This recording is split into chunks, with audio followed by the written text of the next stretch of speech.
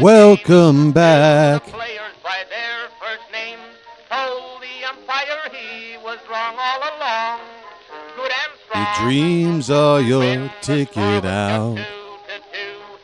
Welcome back. Just to cheer up the boys he knew, he made the gang sing this song. To that same old place that you laughed about. Take me out with the crowd. Buy me some peanuts and cracker jack. I don't care if I never get back. Let me root for the home team. Yeah, they tease him a lot because they got him on the spot. Welcome back. At the old ball game. Come on, Charm City chat. Welcome back, welcome back, welcome back.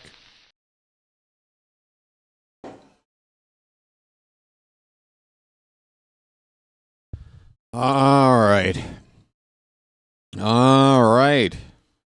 Greetings, everyone, and welcome to live coverage of Orioles baseball, where tonight the Baltimore Orioles will be playing the second game of a 4-game series against the Boston Red Sox here at Oriole Park at Camden Yards in Baltimore, Maryland. How you doing, everybody? It's your old pal, the BirdWatcher here. People call me BW for short. That works for me. Folks, the Orioles have not been having a good homestand. They had won 6 out of 7 before getting back to Baltimore this past weekend, last Thursday, in fact. And since our return, we've only won 1 game out of 5. 3 out of 4 lost to Houston. And another loss last night in Game 1 to Boston. So all that momentum, if you want to call it that, that we had a week before, it is gone.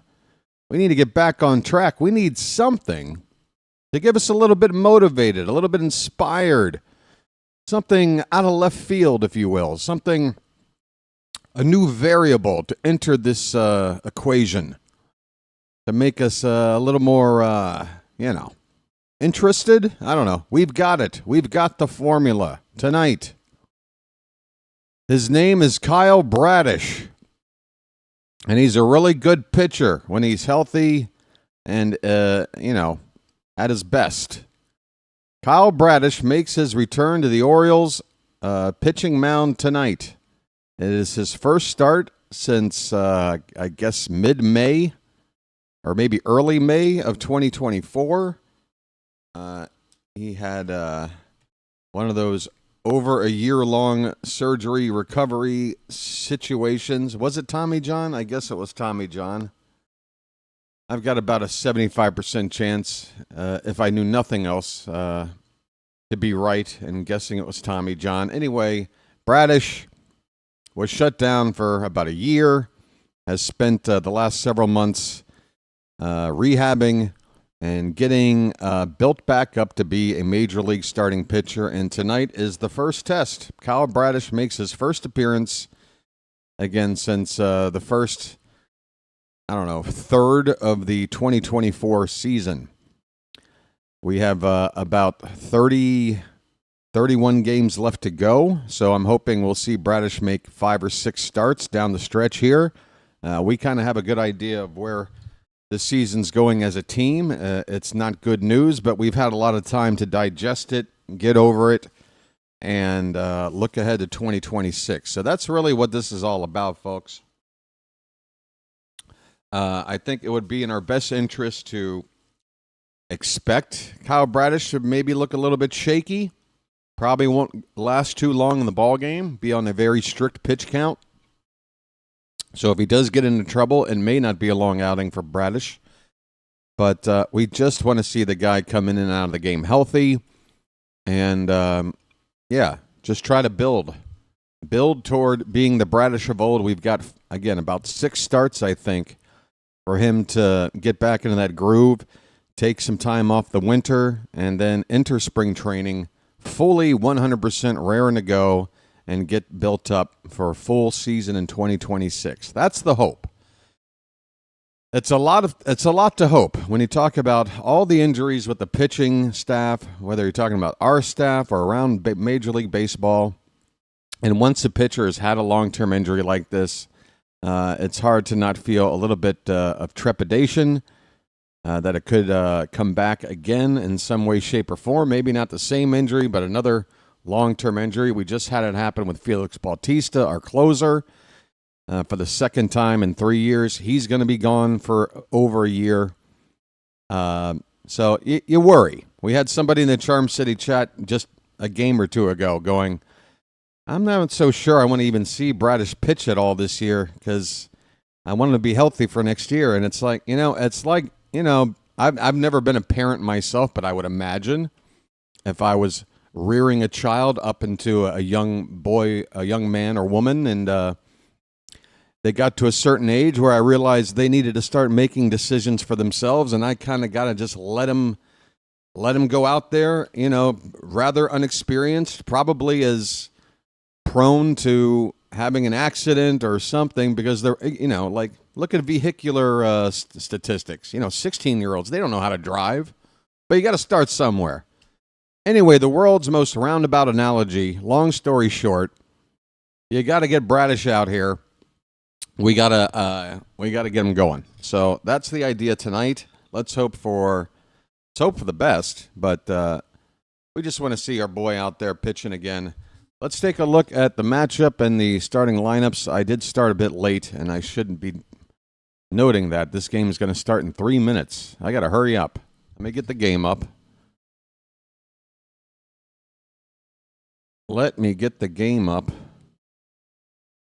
Good evening. And yeah, I did shave. Thank you, everybody, for noticing that I cleaned up a little bit. I really appreciate everybody's noticing that I'm clearly more handsome than I was yesterday. And, yeah. Please stop flooding me with compliments. I appreciate it. All right. There's the ball game. What happened to the make the screen larger button? All right. MLB.com is being a little bit annoying, but we'll get through with it.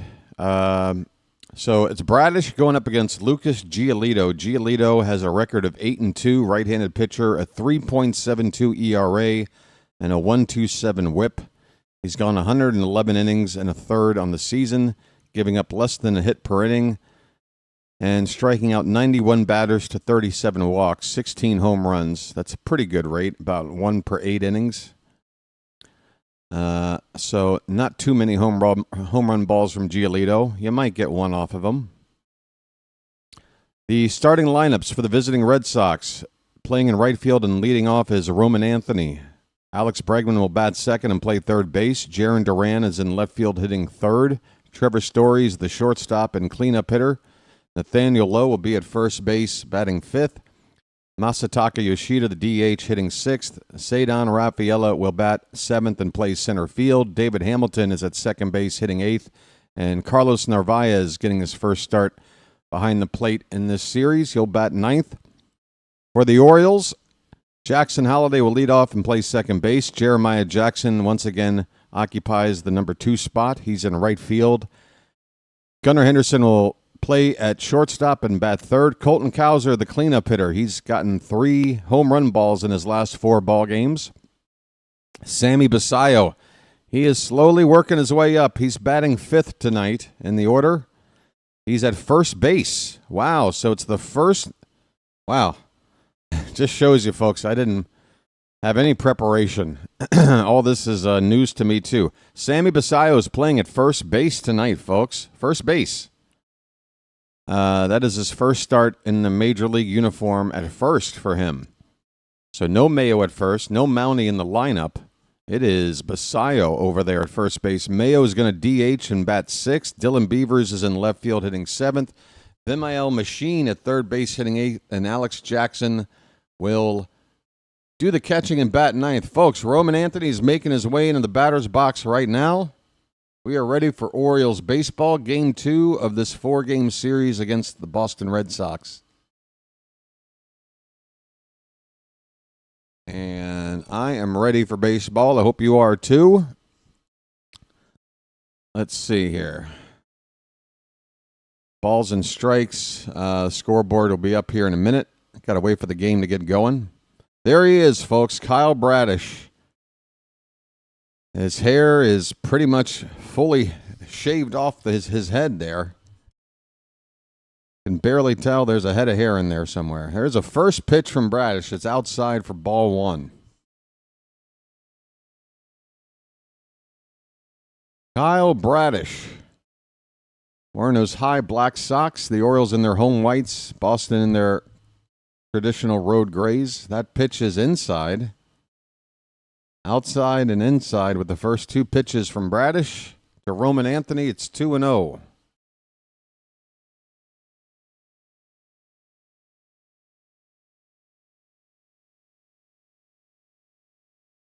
Two-0 pitch popped up.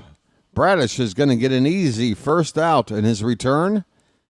Hit a mile high and caught by Holiday a few steps into the right field grass. One down. Bradish is back. Guess who's back? Kyle's back. Guess who's back? Guess who's back? Guess who's back? Guess who's back? Guess who's back? Kyle's back. All right, here's Alex Bregman. 301 the batting average. Having a really good first season with Boston. He's got an option to go back to free agency after this year, but he's also making $40 million on this deal. There's only a handful of players who are making more annual salary than that. There's a called strike to Bregman. The count is 0-2. So we'll see whether or not Alex Bregman wants to try and go out there and make more than $40 million a year. I mean, the only guys making more than that are like Juan Soto, Shohei Ohtani. I'm trying to think of a third guy. That's a swing and a miss. Bradish blows Bregman away. A slider breaking off the plate. A 3-pitch strikeout. Welcome home, Bradish. Oh, yeah. Oh, yeah. Well, y'all come back now, you hear? Oh, yeah, the movement on that pitch. That's the Bradish I remember. Nasty movement on that pitch. See you later, Bregman. 2 down for Duran. First pitch is on the outside edge with a sinker. Strike one. So far, so good. Kyle Bradish. Duran's hitting .258, 13 homers. I think it flashed up 73 RBI. It already went by me. There's a check swing. Appeal, he did not go. 1 ball, 1 strike. Yeah, that slider movement is, well, according to a Masson graphic on the screen right now, thank you for that timing. Third most movement on any slider by any pitcher in baseball. That thing moves. You got to know where it's going to be. Doesn't matter where it is when you go to swing. You got to swing at it knowing where it's going to be. And it's not drawing a straight line. You got to draw a bit of a diagonal line. Tell you what, if I'm playing the show, the MLB video game, it's pitchers like this that give me nightmares. I can't figure them out. 1-2 to Duran. That's a high fastball above the head of everybody. The count is 2-2.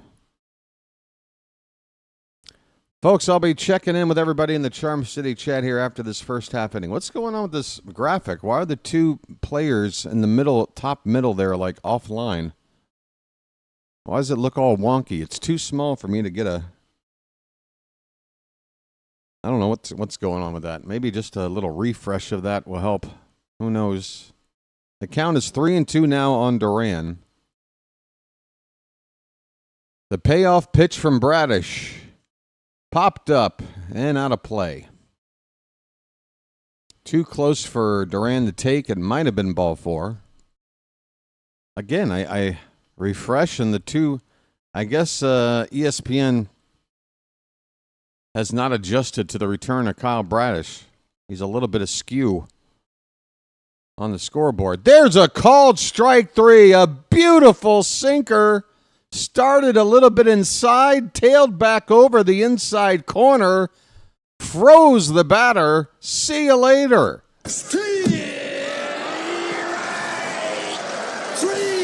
Well, y'all come back now, you hear? Well, y'all come back now, you hear?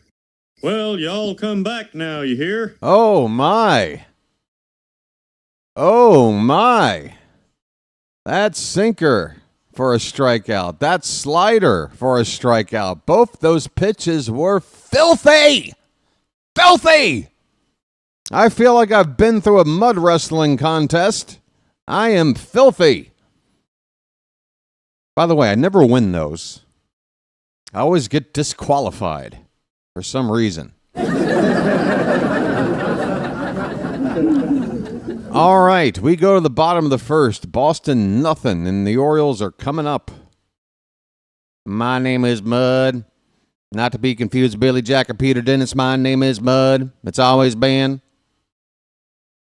'Cause I'm the most boring son to bet you ever seen. I dress in blue, yes, dress in blue from head to toe. I'm rather drab except my patent shoes. I drink my wine most of the time. So I whipped him upside the cranium with an aluminum baseball bat. My name is Mud. I guess that one's only for Matt. Mud. That's just for you, Matt. Matt, please give me some kind of positive feedback because nobody else knows who Primus is, apparently. All right. I never knew the lyrics. Well, you're not an idiot savant like me. I'm an idiot savant with a large preference toward the idiot side. Not so much a savant. Hey, Lucas Giolito is facing Jackson Holliday. First pitch swinging is Holliday. And he fouls it back.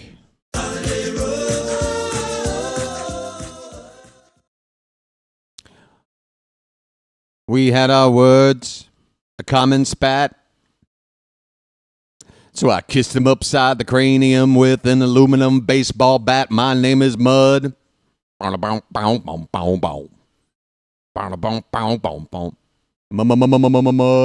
Sorry, folks. I've had a lot of sleep. I'm like actually energized. It's crazy. The 0-2 to Holliday is low. 1 ball, 2 strikes. Don't worry. I'll hit a brick wall here eventually. But right now I'm feeling a little bit giddy. I hope you can deal with it. Maybe it's Bradish's return and getting those 2 strikeouts in the first. Maybe that gave me a little extra adrenaline. I don't know. That pitch is low. 2-2 on Holliday, leading off the bottom of the first. I know, Gary. Who had Holliday first pitch swinging? It's insane. He's the anti-Wade Boggs. He is the anti-Wade Boggs. This is the new generation of leadoff hitter, I guess. Don't take a pitch. We got a full count. He may have swung at the first pitch, but he's worked a full count here to lead off the bottom of the first, and the payoff is in there for a called strike. Ouch. Right in there. It was at the bottom of the zone, but middle of the plate. Looked like a hittable pitch to me, especially with Holliday's aggressive swinging, but he goes down looking here, 1 away. Jeremiah Jackson comes up. Boom, boom, boom. He was a good friend of mine. Here's a ground ball to second. Over to first in time, and Jeremiah's gone on 1 pitch. Gone on 1 pitch. That might be the name of my autobiography eventually, folks. That's right. Pick up a copy of BW's autobiography, Gone on 1 Pitch. It's on it's on bookshelves nowhere.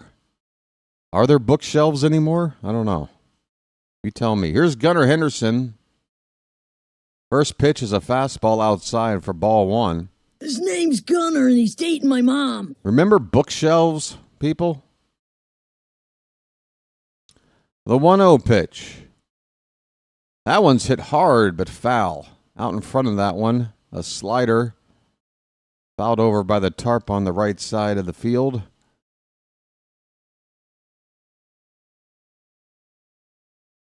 Gunner's got his RBI count up to 59. He's still going to have to be red hot to get up, I'd say, into the 80s before the season ends. It's definitely not going to be a 100 RBI season for Gunner here. The count is a ball and 2 strikes. But, I mean, after the All-Star break, he was on pace for maybe 65. It was insane how little the RBI count was. Swing and a miss. He got beat by a high fastball from Giolito, and the inning is over. The Orioles go 1-2-3. On to the second inning. No score in Baltimore. Baseball and Dimples by Moonlight. All right. Dimples by Moonlight might just be the cringiest name for anything I've ever come across, Janet. I got to be honest. By the way, can you see him now? Look who shaved. Nobody's talking, folks. Huh? Huh? Huh? Huh? Huh? Eh? Eh? Come on. Come on. BW's looking good. I do everything in the middle of the night, Janet. That's when everything's working. Don't approach me in the daytime hours. Don't let that Harry Belafonte music fool you. Me no say day, me no say day, me no say day, oh. Daylight come and me stay in bed.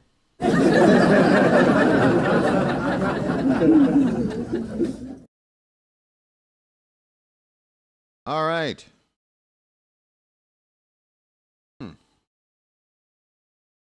Sorry for eating on stream. I try to finish this.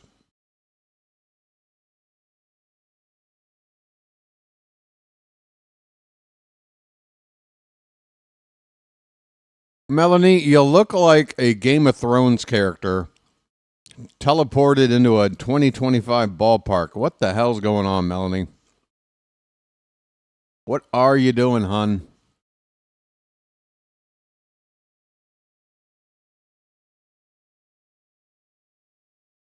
Top of the second. First pitch is drilled down the left field corner, and that ball is gone.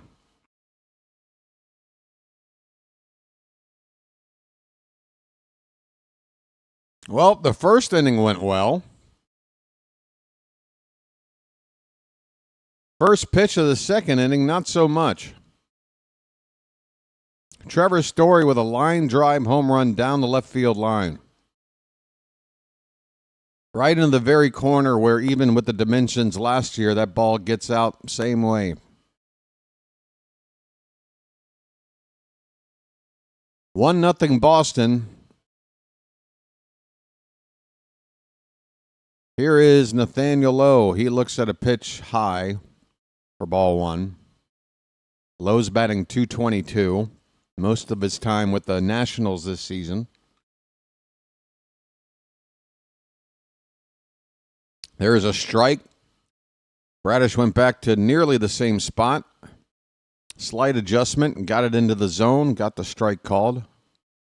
Lowe's got 17 homers and 75 RBI on the season. Check swing. And that is a foul ball, strike two.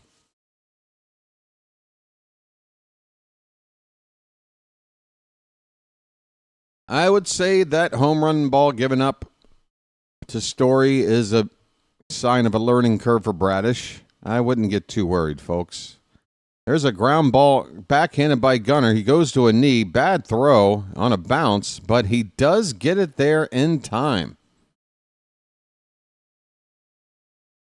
Basayo, look at the grin on his face. First play he has to make at first. It was not an easy one. This throw from Gunnar might have taken a couple of bounces to first. And Basayo is still able to handle it without looking all that anxious about it at all. That's another thing I like about Basayo is that he seems the perfect complement to Gunnar Henderson, I think is what I want to say. Gunnar's a very emotional guy. Basayo seems like a guy that's going to have a smile on his face even when things aren't necessarily going his way. And we need that on this team. We need a guy that's going to, try to keep everybody cool out there. Masataka Yoshida at the plate. He's got a 2-0 count. Base is empty, one down. There is a strike. Pierce Brosnan said he's interested in returning to play James Bond.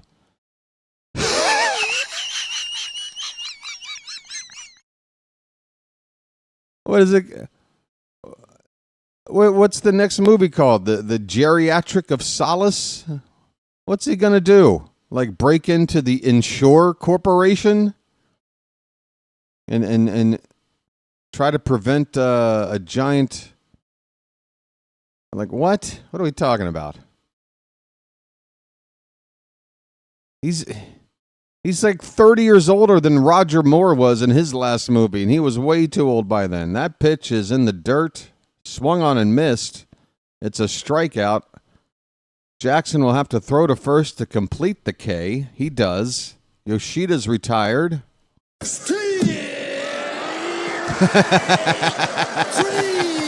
Yeah, perfect movie. Folks, Pierce Brosnan, new 007 movie. I could die any day now. Can I throw the word now in there? I could die any day now. Honestly, please hurry up and come see this movie. Well, y'all come back now, you hear? That is low. 0-1 the count on Rafaela. Now, Patrick, I mean, you get 99.9% of the credit, but I think the word now there on the end, because don't they have now kind of, now gives you that sense of urgency that you need for a thriller, action thriller like a James Bond movie.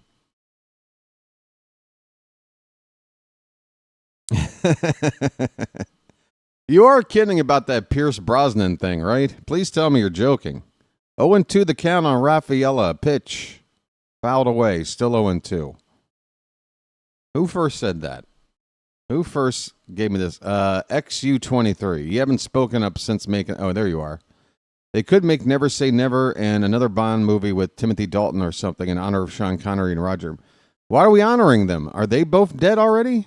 Aren't they still around? And do we then honor Timothy Dalton down the road? How does this work? Has Bond just sort of run its course to where we're now just going backwards? Swing and a miss. High cheese from Bradish. Rafaela strikes out. Well, y'all come back now, you hear? Connery did pass away? Okay. All right, so he's gone. Oh, that's right. Yeah, it's been a while. Okay, sorry. What did you expect? It's been so long since I've seen him in a movie. What did you expect? Losers always whine about their best. Winners get to go home and bang the prom queen. That's what winners do. You're the man now, dog. Hey, we're going to the bottom of the second. It's 1-0 Boston. They got ahead on a home run from Trevor Story. Bradish got a home run ball given up there, but he still looks good to me. Struck out Rafaela in the inning. Orioles coming up in the bottom of the second. 4 Ks in 2 innings for Bradish. Thank you, Michael. It's not the worst Sean Connery movie I've ever heard. Hey, if you want the worst Sean Connery movie, what's the one where he's walking around in this weird, like, red bikini with, like, it's like a sci-fi movie? Oh, it's from, like, the late 70s. What is that? Oh, there it is. Zardos, 1974. Folks, do yourself a favor and just Google Zardoz, 1974. And that, without seeing it, must be the worst Sean Connery movie ever put out, right? I've heard this movie joked about so many times, but I've never had a chance to actually see any of it. But folks, just look up any screenshot from that movie, and you will have a laugh. Here's Colton Cowser. See, Janet says that was one sexy man. Janet, you go look up Zardos 1974 right now. You come back and say the same thing. Swing and a miss. It's 0-2 on Cowser.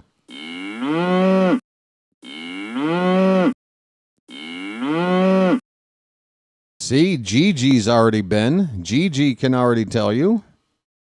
Swing and a miss. Cowser goes down quickly. Folks, you're just going to have to go look up Zardos. And apparently Froggy has already been there. Folks, you thought I was kidding? You thought you knew the worst Sean Connery movie? I beg to differ. Hey, here's Sammy Basayo. First pitch is ball one. Base is empty, one down. Basayo has been quiet the last couple of games he's been in. We need to get him going here. 1-0 pitch. Lifted high into the air, right at home plate. Foul territory. And Narvaez makes the catch. Basayo now 2 for 10.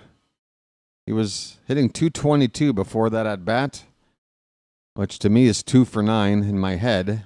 Could be 4 for 18. Either way, the average goes down there, closer to 200 after that pop-up. Base is empty, 2 away for Kobe Mayo. Just get it all on there. Just spread it out. That first pitch to Mayo is low. Get that Mayo up in the chat, folks. I'm going to do my folks in my Discord a favor and upload an image from Zardos so that they have, some supplemental material to reference if necessary. Just go to my Discord right now and enjoy the imagery. 2-0 pitch to Mayo. Ball 3. Okay. First bugle of the night.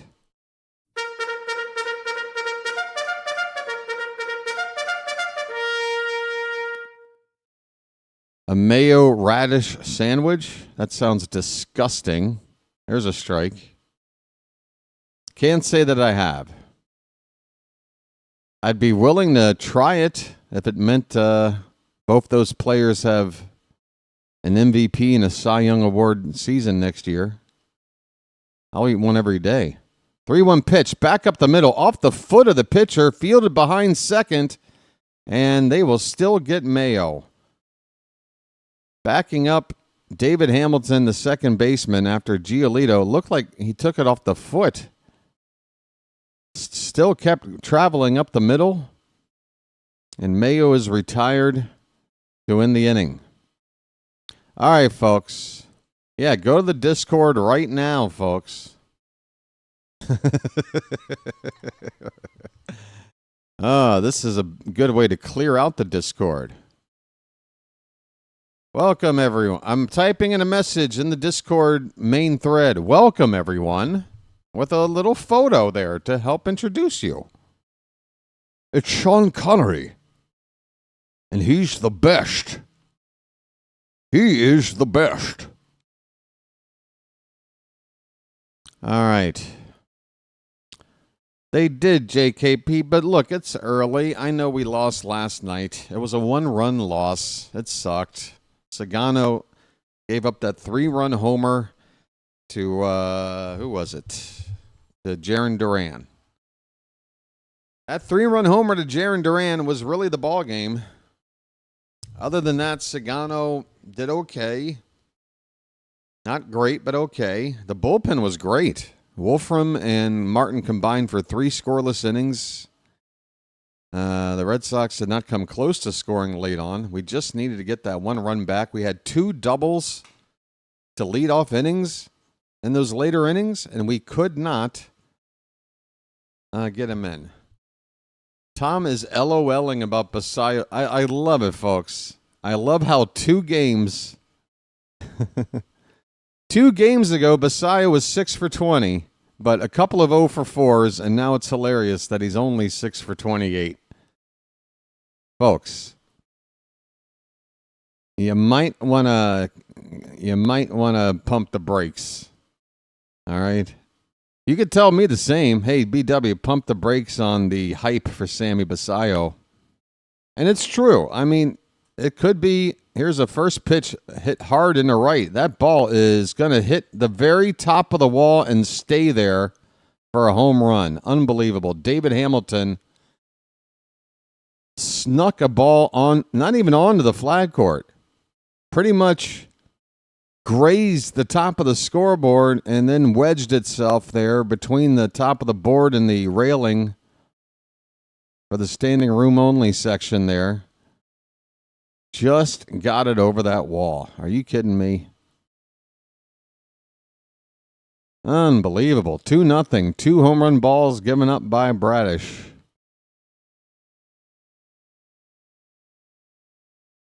Janet is going to clip the photo of Sean Connery from that movie and AI my face onto it. Great. Well, I'll tell you this. That sounds a lot less sickly than photoshopping Sean Connery's head onto my body. Now that could cause some trauma. Carlos Narvaez, the Red Sox catcher, has a count of 1 ball and 1 strike. 2-0 Boston, top of the 3rd.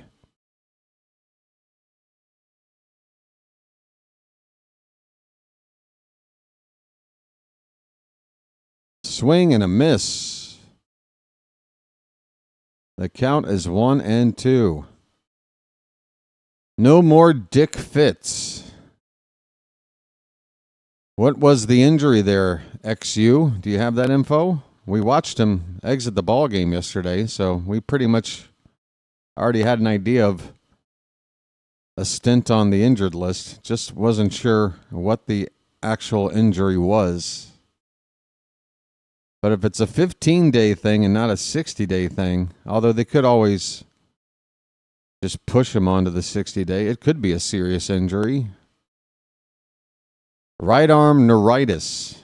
A neurological issue. I know about that. Roger Moore is gone as well. All right. Late breaking news.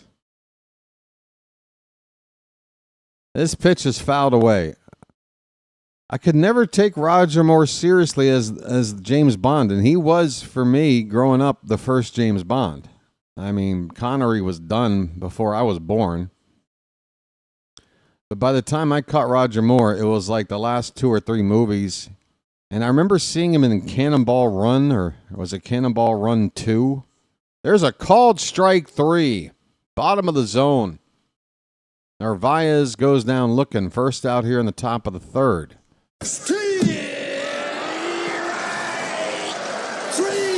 Well, y'all come back now, you hear? So I guess that it just ruined, it tarnished the legacy of James Bond for me. And I'm just a little boy. And I'm sitting there watching him in this goofy-ass car racing movie with some of the worst jokes you've ever seen. And keep in mind, I'm a little boy. It doesn't take a whole lot to make me giggle. But even I knew the garbage that was Cannonball Run and Cannonball Run 2. I've watched both those movies 500 times, by the way. It's a guilty pleasure. They were a part of my childhood. I couldn't get away from them. It was like always on HBO or something. Hey, Roman Anthony at the plate. Sorry, folks. I'm not giving you every pitch like I probably should. It's 0-2 on Anthony with 1 out, nobody on in the top of the third. The Red Sox have scored another solo run on a home run ball by David Hamilton.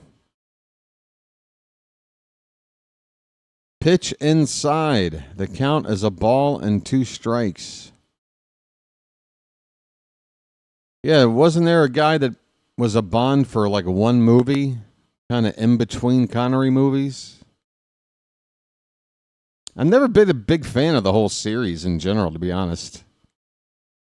It all seems rather formulaic to me. I will admit, the Daniel Craig era of Bond movies, they are a little bit more titillating. But that really is it with Bond movies. They're here to titillate. They're supposed to go, ooh, ah, whoa. That's about it. I find other ways to get titillated.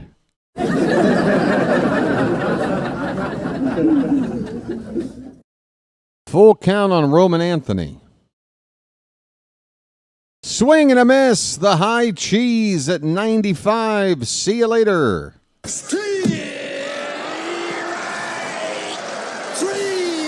Well, y'all come back now, you hear? Well, y'all come back now, you hear? Hit the bricks, pal. You're done. You get nothing. You lose. Good day, sir. Well, I say when you gotta go, you gotta go.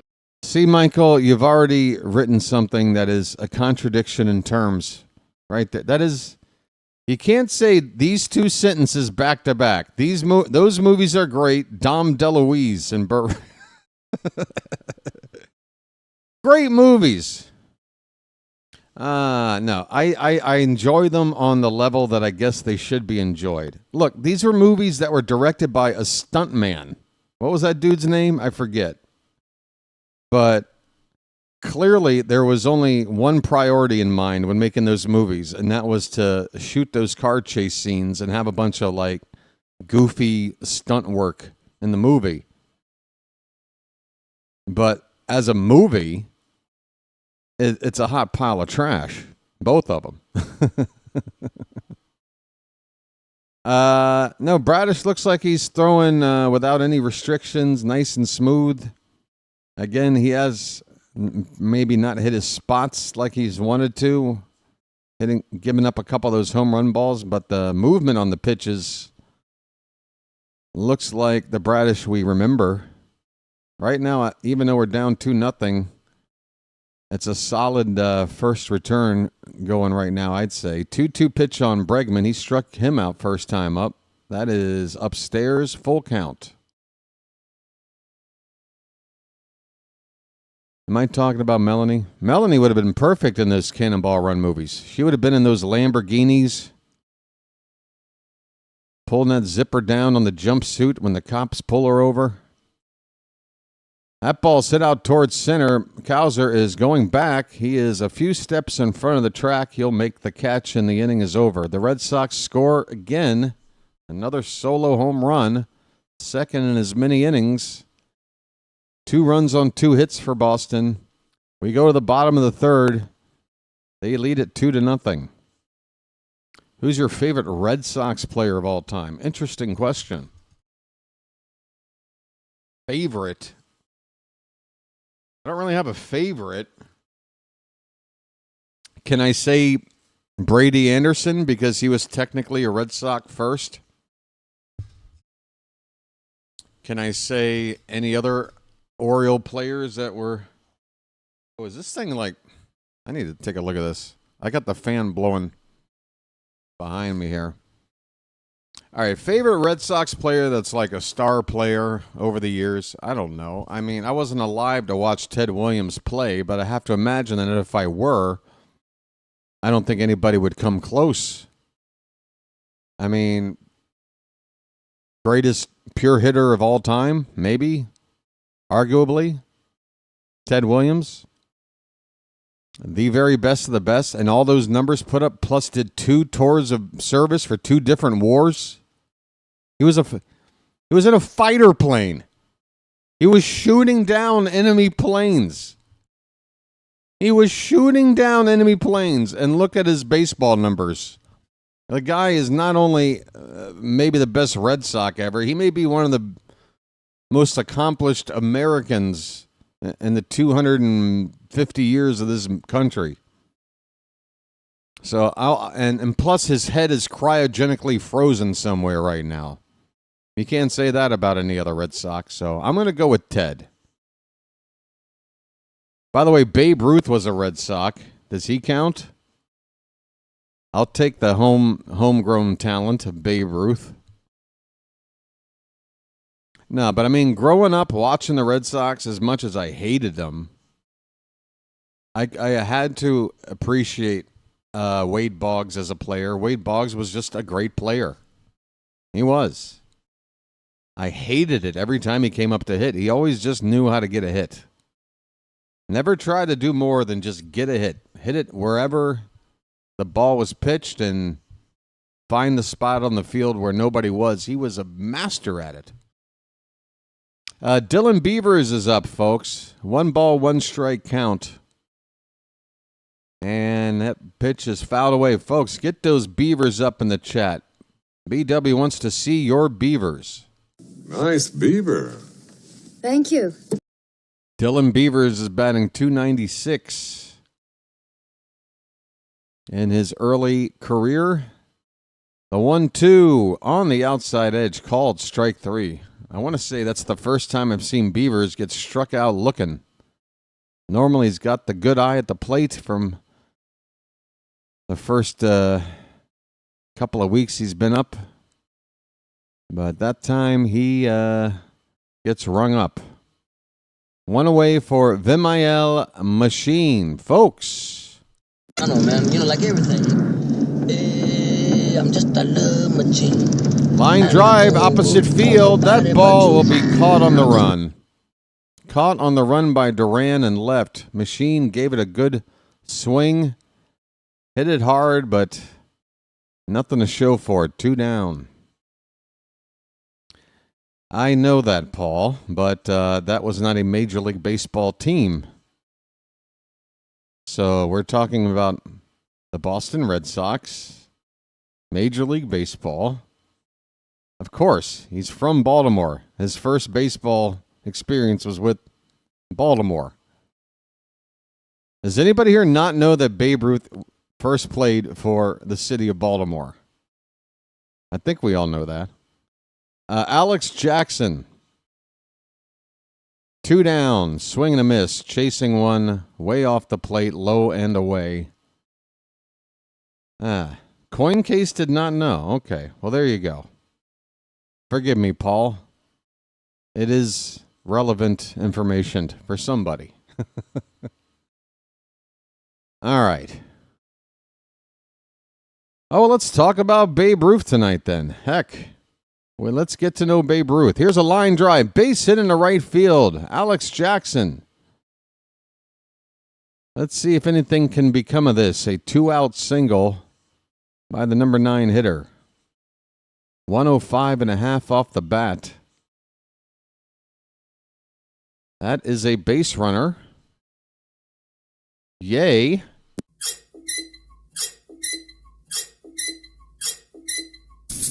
All right, who here does not know that Babe Ruth's father once ran a dive bar? Here's a ground ball right to first base, and standing right next to the bag to tap the bag to end the inning is Nathaniel Lowe. So there you go. The Orioles get their first hit, but he's left stranded. We go to the 3rd inning. The Red Sox lead it 2-0. So who here is not aware that Babe Ruth's father actually ran a saloon, a dive bar, whatever, in the area of the ballpark? We're watching this game right now, out there in about right center field. Just a little hole in the wall that had like 4 bar stools, and you had to probably walk sideways to get from one end of the bar to the other. But there's a very famous photo out there you can find of Babe Ruth's dad, who looks just like Babe Ruth. Babe Ruth's dad, I'm going to look up this photo. Photo of Babe Ruth and father at bar. And there it is. That's all you got to type in. Photo of Babe Ruth and father at bar, and you'll find it immediately on a search. And that bar was located in what is now right center field of this ballpark that we play in. That is the kind of link to, the face of Major League Baseball, Babe Ruth, that we have. I mean, folks, this city of Baltimore is rich in baseball history, and you should know it. And I'm going to now put this photo up right underneath Sean Connery's photo.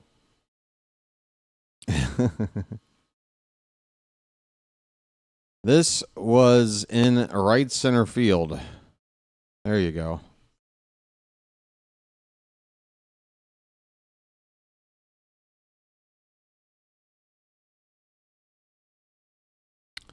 All right. We are in the top of the fourth. Bradish is on 47 pitches. I don't know if he has a precise pitch count that they've already talked about tonight. I could attempt to see maybe one of these Twitter accounts has some info. Jaron Duran takes a big swing and a miss on the first pitch in the top of the fourth. Sorry.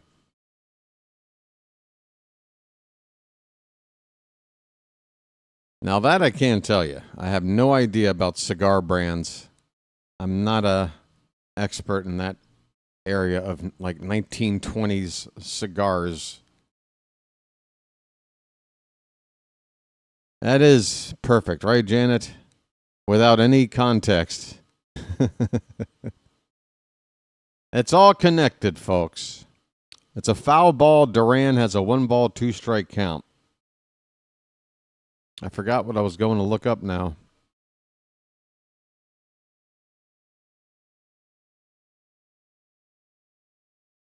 Well, I mean, I could have guessed Cubans because those are supposed to be the best, right?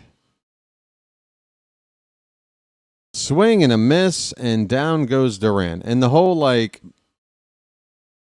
do you call it? Ban on importing stuff like Cuban cigars. That didn't happen until, the 50s or 60s, right? With the whole Castro thing. And so in the 20s, you could probably just get yourself some Cubans, which, to be fair, it's the middle of Prohibition.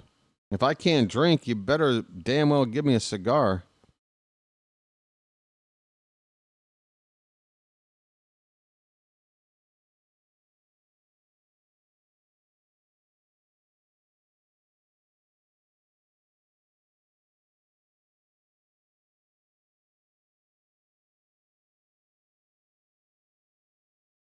Yeah, if you're talking like the Cuban Missile Crisis, JFK, all that, you're talking early 60s. But I think the origins of it all probably would begin in the late 50s.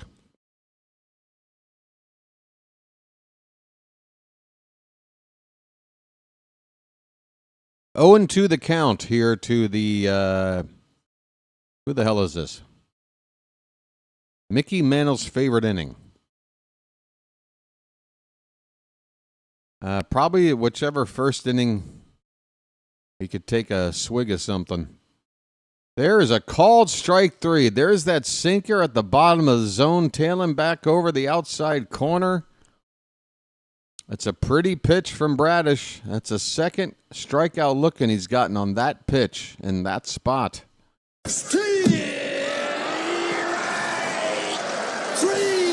Well, y'all come back now, you hear? Oh, Bay of Pigs. Oh, Here's a little looping liner into right center field. Nathaniel Lozon with a 2-out single.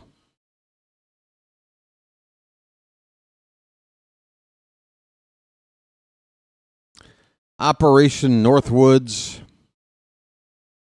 false flag operations. I don't have the time to go through it all, folks.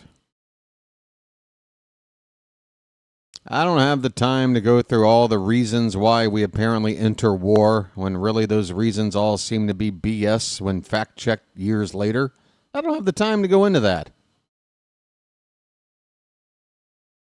I don't have time to go into weapons of mass destruction. Still haven't been able to find them 25 years later, but I'm sure they're around. I'm sure it was a good reason to send troops. Hey, look at BW. Shoehorning in a little bit of opinion. All right, that pitch is high. Masataka Yoshida is at the plate.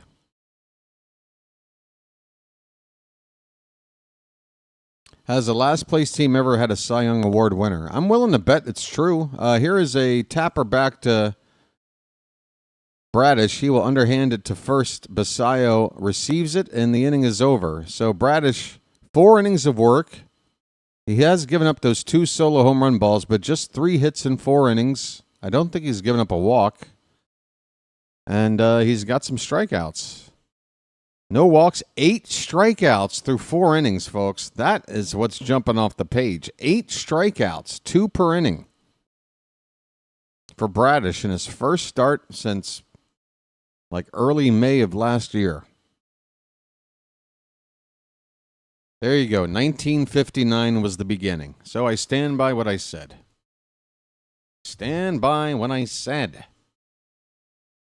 Hey, folks, look. If I ever get facts wrong, I know this much. Even when I get them wrong, I'm in the neighborhood, okay?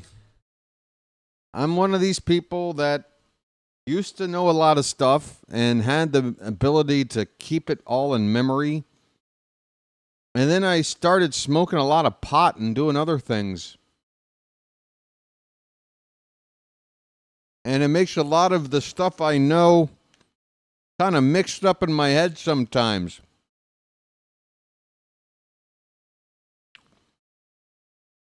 So I might get some things that some people are like, do you really not know? I get mixed up, folks. I get mixed up.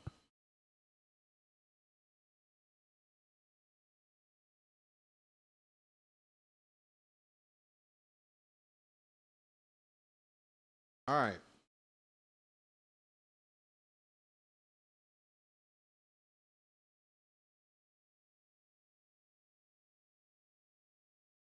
Blowing my nose right on the camera. Can you tell I just don't give a damn anymore?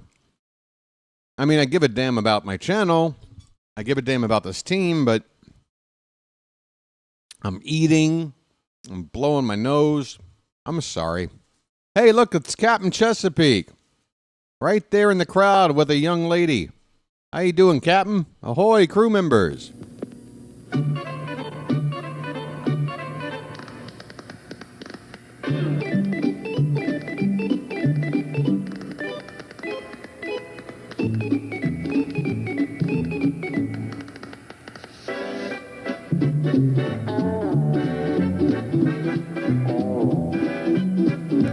Ground ball towards second. A worm burner. Hamilton has it. Jeremiah Jackson is retired to lead off the bottom of the 4th. Where is the offense? Jeremiah was the bullfrog.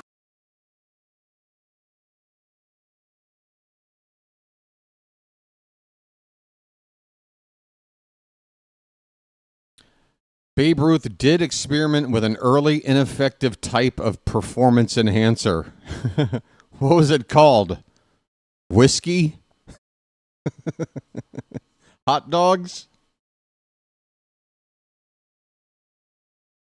Where's Holiday at? Where he always is, second base and hitting leadoff. Gunnar Henderson is up. He's got a count of 1 ball and 1 strike. His name's Gunnar, and he's dating my mom. Gunnar struck out his first time up.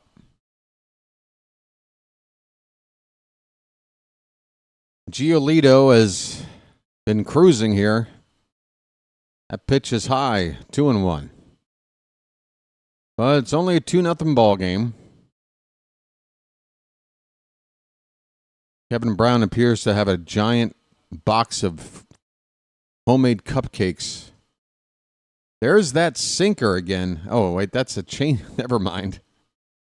That's how you know I'm a little bit off today. I thought I just watched Bradish throw another sinker on that inside corner, and it's not Bradish pitching, and that wasn't a sinker. And wow, Gunnar just struck out for the second time tonight on a high slider. Giolito is in a groove. A crush groove. The sheep testicle story. And what a way to start it. I don't think I'd ever in a million years have dreamt that a comment in my chat would begin with the expression, the sheep testicle story. But here we are. Mark your calendars. August 26, 2025.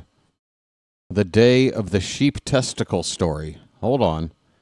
Colton Cowser has a count of 1 ball, 1 strike. 1925, Babe Ruth fell severely ill with the Yankees, citing a bellyache. The real story, according to the book of the Baseball Hall of Shame's warped record book. Hey, that sounds official.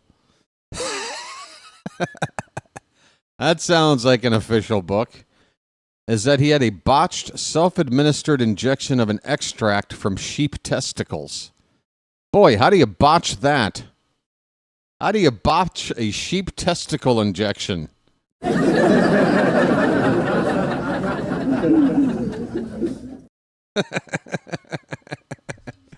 How do you botch a 1925 sheep testicle injection, folks? Oh, my. Well, he still went on to play okay. That might have been botched, but he's still in the hall. Oh, it was a goat. Oh, who was in charge of finding these sheep testicles? What's his face? Igor?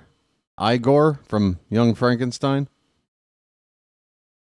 And would you mind telling me the name of the brain you did steal? Abby. Abby something. Abby something. Yeah. Abby normal. Abby normal? Colton Cowser goes down looking, and the inning ends. At the end of 4, the Red Sox lead it 2-0. You mean to tell me that I just transplanted an abnormal brain into the body of a 7-foot-tall gorilla?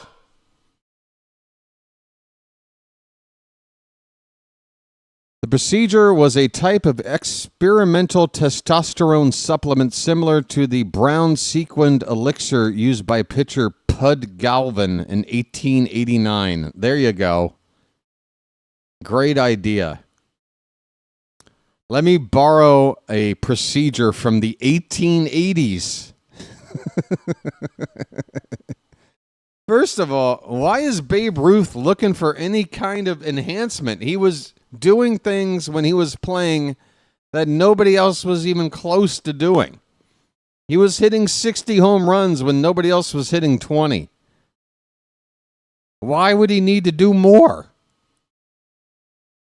I would be so afraid if I was that much better than everyone else at whatever it was that I did. I would be so afraid to tamper with it in any way. Like, I'm already crushing it. Why take any risks? I don't understand that. I don't understand. I mean, first of all, I don't know if I trust all of this information I've been reading here. The substance was ineffective and left Ruth so sick that he needed surgery for an ulcer, causing him to miss the first 41 games of the 25 season. Hey, man, that could have been like another 10 or 12 home runs on his career. But he had to go get a shot of sheep testicle fluid, and he blew it. Oh, well. Hey, folks, the more you know. I thought I was having a fun time talking about the saloon out in right center field. I didn't have this kind of info on the babe. I didn't know about the sheep testicles.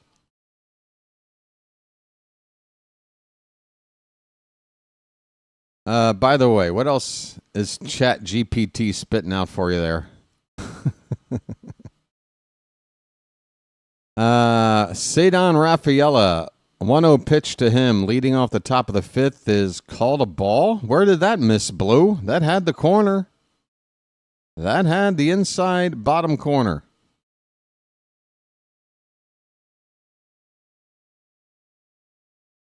Popped up on the infield. Right behind the plate, Basayo, mask off, is on the track right next to the camera well there. Makes the catch. I'm sorry, not Basayo. Basayo's at first. I'm an idiot. Alex Jackson is behind the plate. He makes the catch. 61 pitches for Bradish with 1 out in the fifth.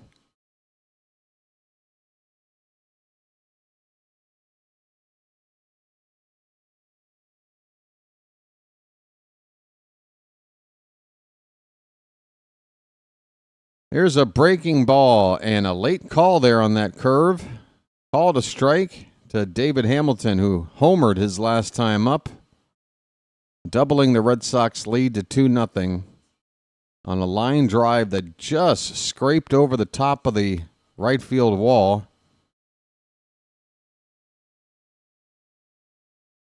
Thumbs up. What am I, getting a proctology exam now?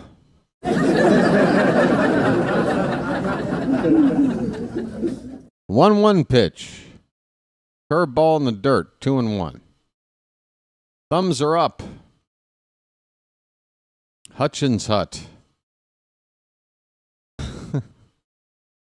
Who, by the way, folks, is drinking Lipton unsweetened tea in case anybody was keeping score.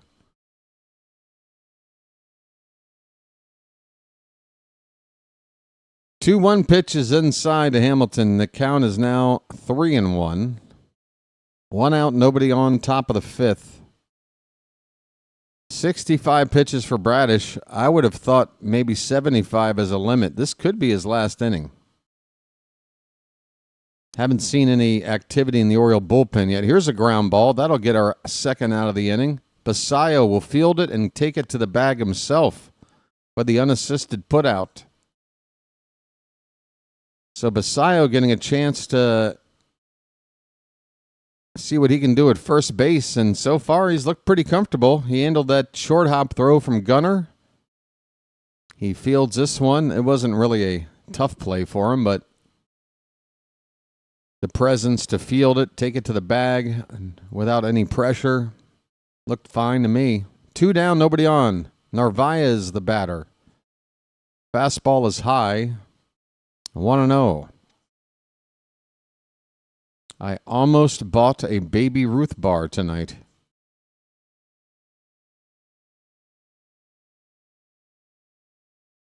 Swing and a miss. The count is 1-1. Hutchins, you would be perfect for a Twitter account back in like the late aughts when it first started. Anybody remember that? One of the first Twitter accounts that kind of had national recognition. My dad says. Crap, my dad says. And it would just sort of be these random musings of a made-up dad just saying random things. And I don't know, Hutchins, I feel like your comments would be perfect for a Twitter account like that. Like, that would interest me. I'm looking at my Twitter feed. I come across your account, and it says, I almost bought a Baby Ruth bar tonight, and I'd be like, I like that. That's a good tweet. This pitch is fouled away. It's a ball and 2 strikes. I don't know what I'm talking about. Hey, there's Annie. Annie popping in, the guardian angel. She's like Clarence from It's a Wonderful Life, folks. Just swooping in, positive energy, spreading joy. Oh, thank you, Clarence. Thank you, Annie. Look, Dad, teacher says every time Annie gives out a free magic membership, a birdwatcher gets his binoculars. That's right, Zuzu. That's right. And I want to thank you very much for that. I really do. Called strike 3, a sinker at the bottom of the zone. Bradish, rack up another K on your first game back. Well, y'all come back now, you hear? Well, y'all come back now, you hear? Thanks, Annie. You're the best. Folks, Kyle Bradish, 5 innings. 5 innings. Get this.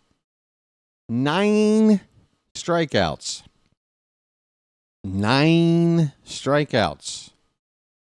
3 hits, no walks to 9 strikeouts. Folks, the strikeout to walk ratio is already fantastic. 9 Ks, no walks. I think that's the most important part of this stat line here.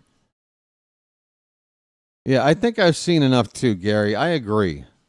I mean, 72 pitches, I think 75 is all I want to see, and that would mean just bringing him out for maybe one more batter. What's the point? It's 5 good innings. Let's call it a day. Try to make it a 6-inning game next time out.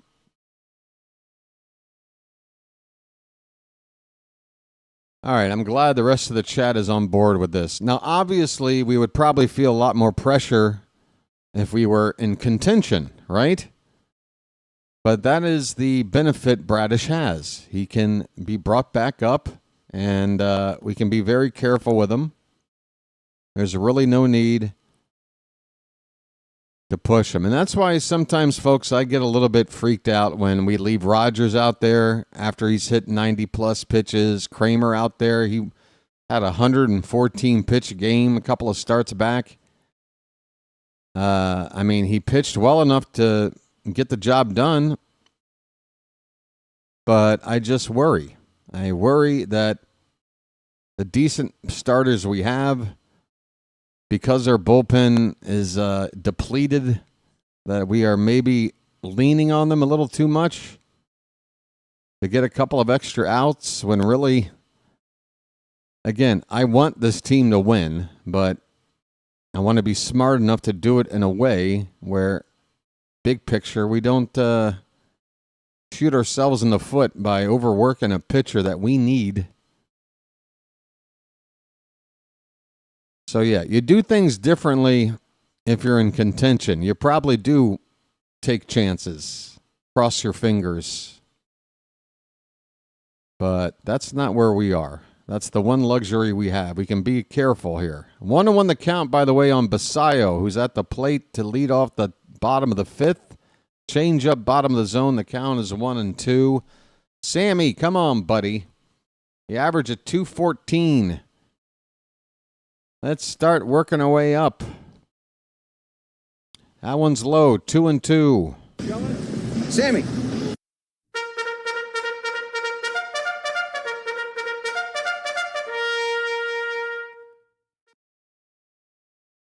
Two pitch. Foul back.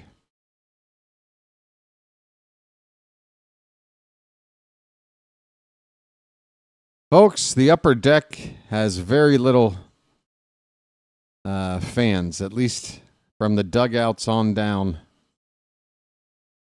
That ball's up and in on Sammy. He hits a ground ball toward Bregman at third, who's playing closer to short on the infield shift. Bregman will retire Basayo 5-3 on the putout. 1 down. Sammy now his average down to 207. Come on, buddy. Been a couple of games since we've seen you do something. I'm not worried about it. I just want to see something tonight. We need some offense here. Kobe Mayo takes a strike. Tough first pitch. Hit the very corner of the zone, low and away. Giolito has been pitching well tonight. Nothing to take away from him. That's another good pitch, but it's a little bit off the plate. The count is 1-1. Still some daylight in the sky here, even though we're more than halfway through the ball game. Again, with these 6:30 start times, what the hell? This ball's hit hard in the left. It is dropping, but caught on the run by Duran right near the left field foul line. Pretty deep down there in the corner. Mayo flies out.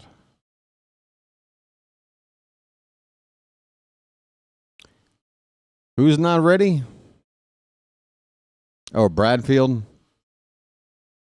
I don't think Bradfield's ready either. You would hear more about Bradfield if he was ready. I thought there could be a chance he gets a September call-up, but now I'm not even sure about that.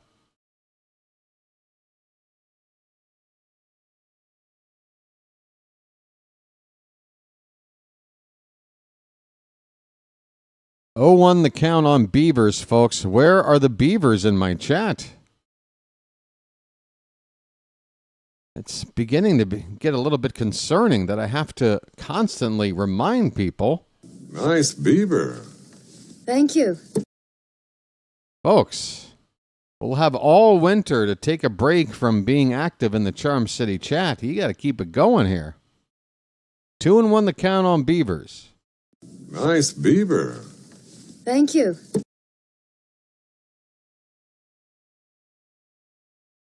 I'm actually not 100% sure what the status is on Bradfield right now. I know he did have an injury during the season. I don't know if he's still injured right now. That is foul back. It's 2-2. Cedon Rafaela with a look at his bingo card out there. 2-2 on the Beeve. And the pitch. He fights that one off. Fastball inside corner. Beavers. Can't fight the Beavers. Can't fight the Beavers. 2-2 pitch. Low and in. Well, maybe not low, but definitely in. Full count. Full count.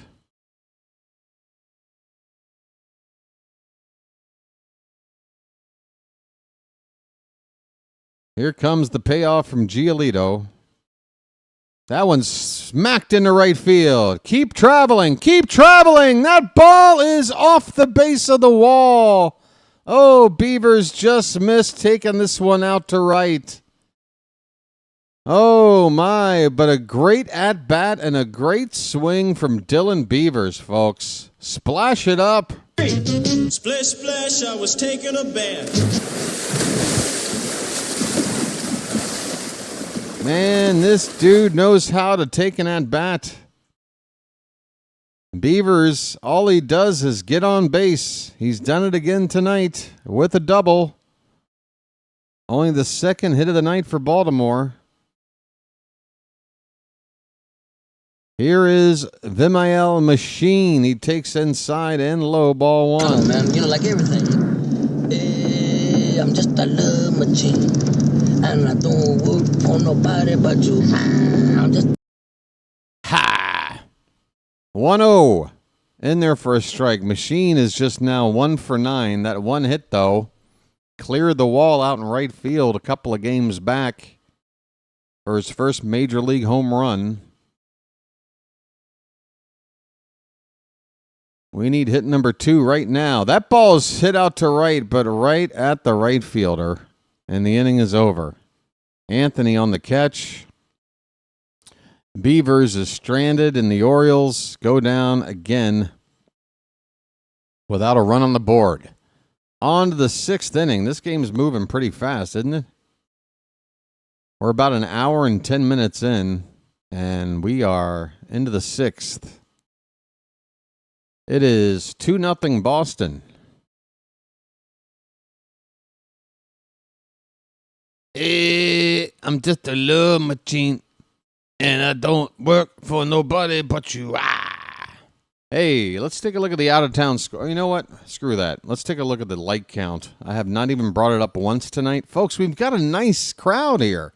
Another 150-plus people hanging out and watching right now. Folks, admit it. I'm being as nice about this as I can. I've called more than half the ball game, and I have not brought up the like count once. Why? Because I'm stupid. Because I prioritize entertaining you guys and giving you good information, calling the game while joking around all at the same time. All that is what I'm thinking about when I'm doing this. I'm not thinking about, hey, how do I get more likes? How do I get more? I worry about that off stream. But here I am, going into the sixth inning for the first time. I'm going to ask you folks out there, if you're watching right now, to please make sure, if you haven't done it already, to go ahead and tap that thumbs up at the bottom of your screen. We're just 7 away from 100 in the like count, and that is kind of our baseline. We need to get to triple digits. We've got the people here to do it. We're in the middle of a commercial break. There aren't any other sponsors or anything flooding my channel, so this is it.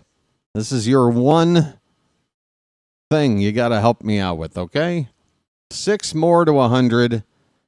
Thank you for helping out the channel. And folks, if you're watching and you've yet to subscribe to the channel, I would encourage you to do that as well. It's free. It'll help you find this channel easier next time around. And it will help push this channel up the algorithm of YouTube to allow new people a fresh set of eyes to find this channel for the first time. That's how channels like this grow, folks. It's the organic way to grow. That's what I'm doing. I'm growing organically. A community here. Everybody's got to pitch in. That's the deal. We got a 2-0 count. Bradish is out here for a sixth inning of work, whether you like it or not. And this ball's lined in a right center field. It's down between the outfielders for a base hit. I would have left Bradish. I would have been done. Well, now it's 75 pitches. He gives up a line drive hit. See, this is the risk you're on. Even if it's not an issue of injury or aggravating something, it's the confidence level. This guy, 5 innings, looked really good. 9 strikeouts. Now he's given up a leadoff single. And tough bats coming up. Alex Bregman. First pitch is in the dirt for ball 1, a curveball. I have not seen activity in the Oriole bullpen yet. 76 pitches. That's all that we're looking at right now is Bradish's pitch count. We don't want to see it get much higher than this. Here's a chopper to Gunnar. He could have 2. He steps on the bag for 1. Over the first, a double play.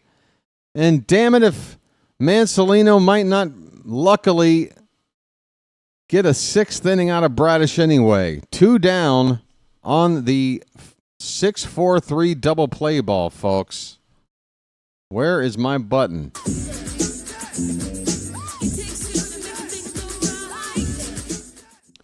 All right, well, now you have to let Bradish try to get through 6. I mean, hell, there's 2 down, nobody on. Jaron Duran at the plate, first pitch is outside for ball 1. Just want to make it a quick AB. Kyle Bradish.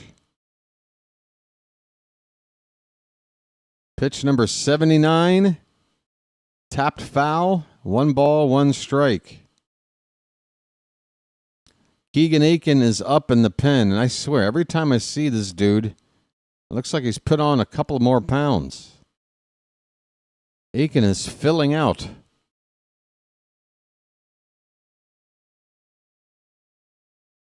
The 1-1 to Duran. Breaking ball swung on and missed. Oh, a yacker from Bradish off the plate. Gets the whiff.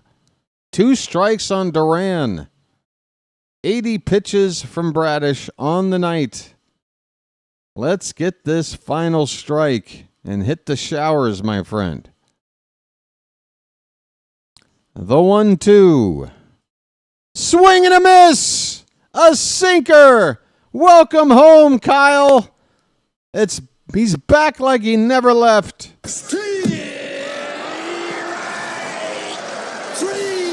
Well, y'all come back now, you hear? I'm going to blame you if the Orioles lose today. Well, that's great that you mentioned my name because the name of you is you. So if you're going to blame you, then you're blaming yourself, right? I see. You got my attention. At Orioles BirdWatcher, I'm going to blame you, which, by the way, is you. That's your name. If the Orioles lose today. So you're blaming yourself. Okay. Okay. I appreciate that. You should take the blame. All right, folks. I'll be right back.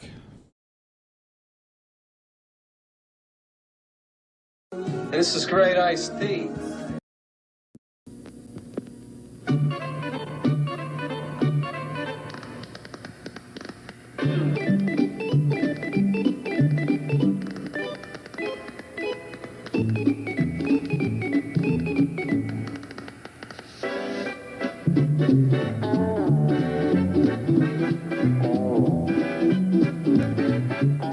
He met a strange friend in the Chesapeake Bay when Monday the Monster...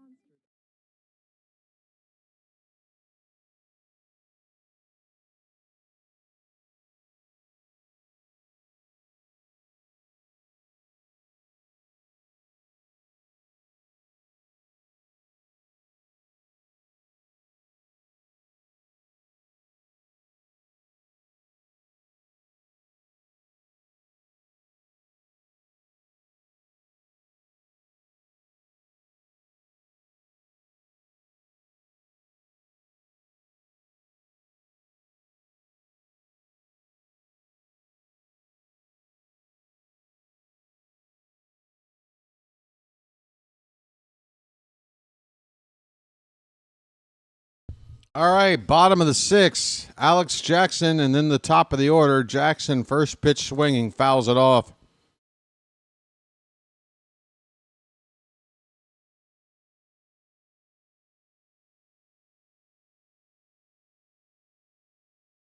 That ball's popped straight up, right behind the plate. Narvaez with a look. He's out of room. It bounces off the railing right there. Right there. Just out of reach, I guess.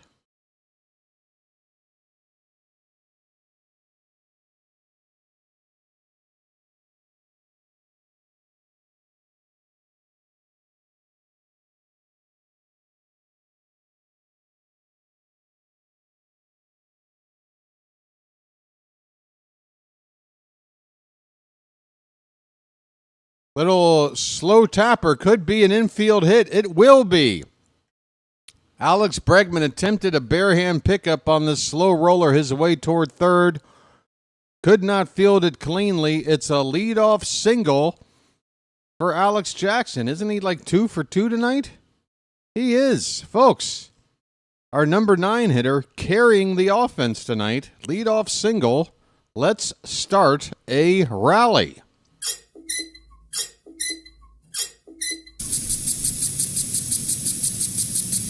Meatballs all game? I don't know about meatballs all game.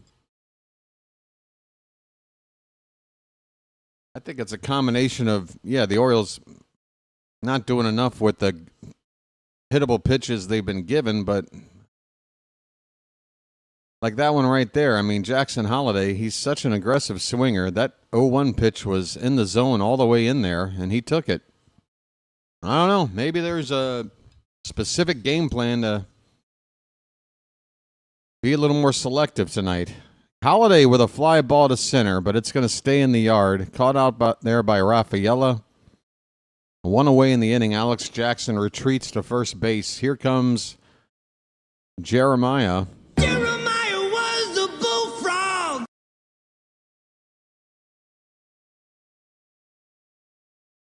Where's my ashtray? There it is. Jeremiah Jackson. Giolito, by the way, just 68 pitches, 1 out in the 6th. First pitch is a called strike, a slider at the very top of the zone.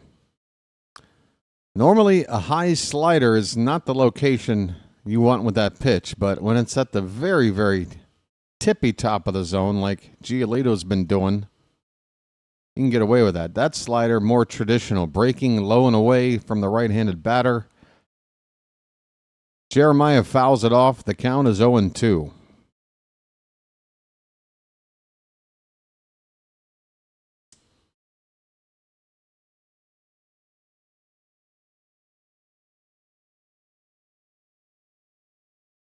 Way off the plate, a ball and 2 strikes. Folks, we've got another game tomorrow night, Game 3. Same start time as the first 2 games. We don't know who's pitching yet. Brian Bayo is the scheduled starter for Boston. Here's a ground ball through the hole. Past the diving glove of Bregman into left field. A base hit for Jeremiah. 2 men on, both Jacksons. And not a Holiday. That is 3 straight Jacksons in the lineup, by the way. You go from Alex Jackson to Jackson Holiday to Jeremiah Jackson. The Jackson 3 coming through with a couple of hits.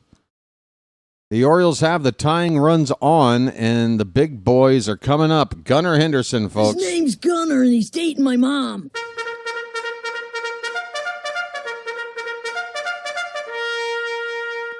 I think this is time for a little something.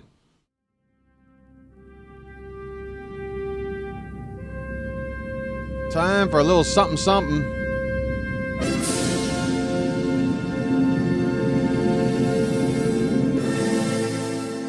Come on, Gunna. The hat is here. Enough of this no runs on the board nonsense. Jacob Wilson is up in the Red Sox bullpen. Too late for him to face Gunnar, though. He is the go-ahead run at the plate. 1 out. First pitch, swing and a miss. Since June 1st, nobody has a better batting average at the plate with runners in scoring position in baseball than Gunnar. 438. 0-1 is low. 1 ball, 1 strike. Gunnar. He is 0 for 2 so far tonight. He's due.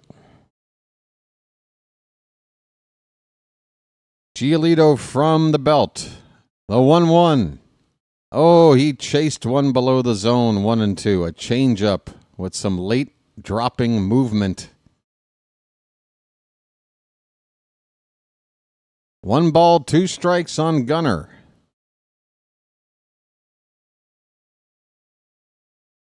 Come on, Charm City chat. Will it to happen? Will it? The 1-2. Low. I don't know if the catcher was looking to trick Gunnar. He set a high target, and the pitch was low. The count is 2 balls and 2 strikes. Here comes the next pitch. Another high target. What? That's inside, Blue! Gunnar's pointing at it. He's pointing again. Tony, stick up for him. Tony, have a reaction. God damn it, I can't stand Tony. Gunnar just got screwed. He just got screwed. He's barking and he's got a reason. And you say nothing. 2 down for Cowser. He takes one in the dirt. What, am I supposed to believe your stoic presence is supposed to help the team? No. Stoic don't fly in that situation. Show some emotion. Come on, damn it. Cowser line drive, but right to first base. And the inning is over. I'm pissed. Get the B bag. Get the B bag for the ump and Tony. Oh, no, not the beast! Not the beast! Ah! Oh, my eyes! Eyes! Ah! All right, that one was the ump. This one's for Tony. Oh, no, not the beast! Not the beast! Ah! Oh, my eyes! Eyes! Ah! Chilo, here's my point, Chilo. Gunnar is batting .438, best batting average in all of baseball, with runners in scoring position since June 1st. He is more locked in at the plate in that situation than any other player in the game. So if he knows that pitch is a little bit inside, and he was right, he wants a better pitch to do something with. Look, I get you. I get you. Sometimes there's bad calls, and I would hope that you can recognize that when I react, some of my reactions are more heated and some of them are more sedated. I'm like, all right, he missed that call. And I will even point out to when the opposing team gets screwed on a call. I'll let you know.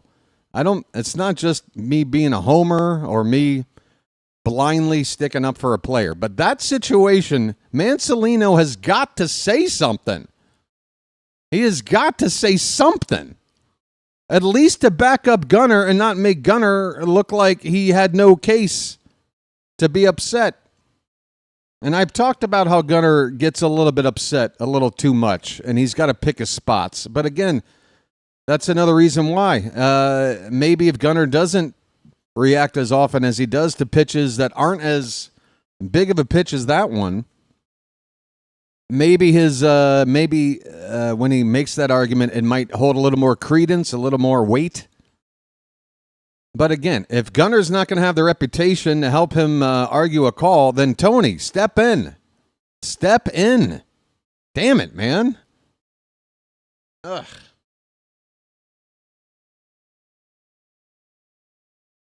I mean, I'm looking back on our more docile managers over the years. I'm thinking of like a Johnny Oates. Okay, Johnny Oates was probably the friendliest guy we've ever had managing our team.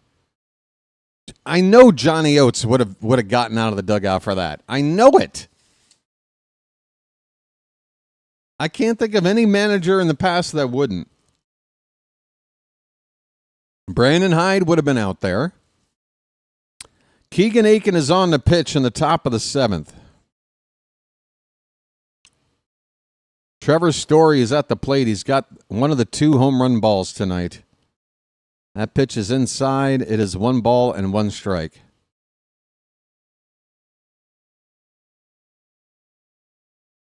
Oh, my. Here is a slow roller to Gunnar. Off balance throw. He gets it there. And Basayo at first base. First start as a major leaguer at first base has looked pretty good.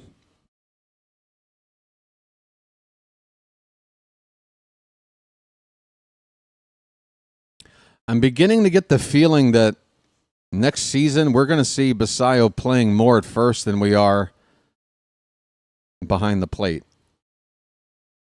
If we go with Rutschman, if we go with Rutschman and Basayo as our 2 catchers, I do feel it's in our best interest to limit the amount of catching Basayo does. Because, I mean, there's a historic track record. There's only a handful of guys who have the durability to catch every day and put up big offensive numbers. And one of them is playing right now out in Seattle.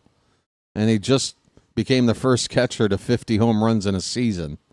Here's a fly ball to left caught by Beavers for the 2nd out. 2 down in the top of the 7th.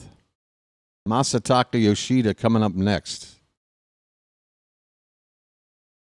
So I think it would make sense if Rutschman was more the everyday catcher. Basayo caught maybe 2 times a week to give Adley, the rest, and maybe Adley DHs one of those games. He's off.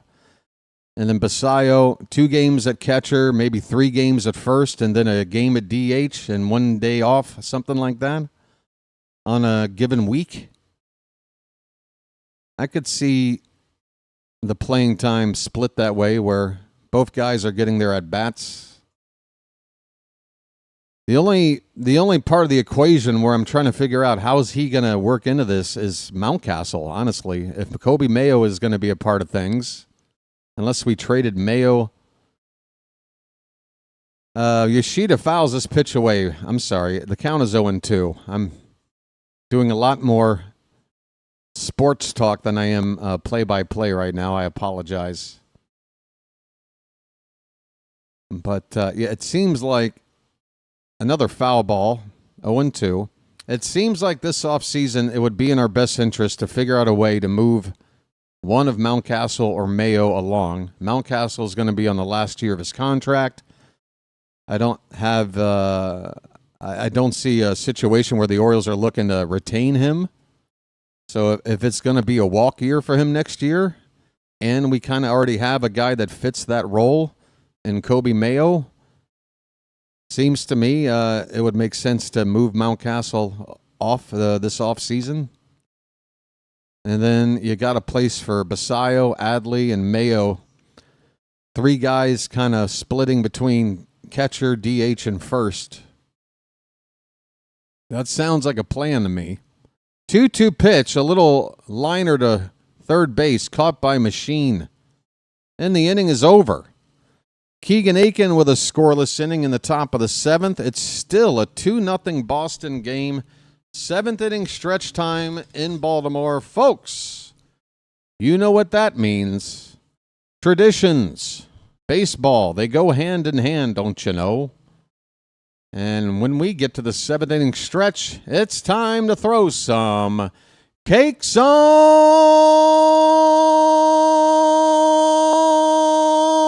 the griddle. Get them cakes up in the chat, folks. Thank God I'm a country boy. Thank God I'm a country boy. Thank God I'm a country boy. Thank God I'm a country boy. Did you know that life ain't nothing but a funny, funny riddle? Thank God I'm a country boy. Thank God I'm a country boy. All right. I'll be back. Don't go anywhere.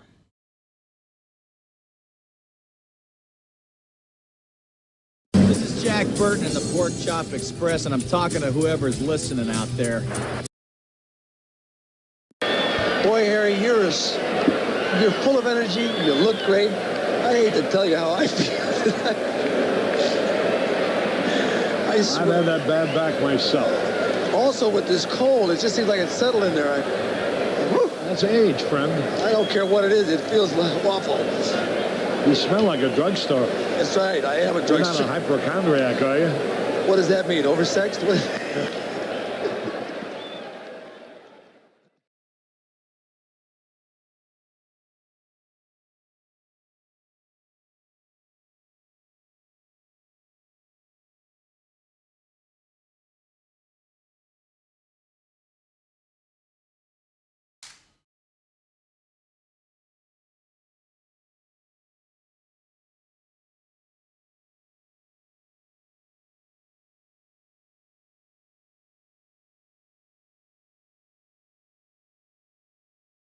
Well, damn, Basayo is out on one pitch, and I didn't even see the swing. A ground ball somewhere on the infield, and he's retired. Damn it. Sammy's retired on one pitch. Ground out to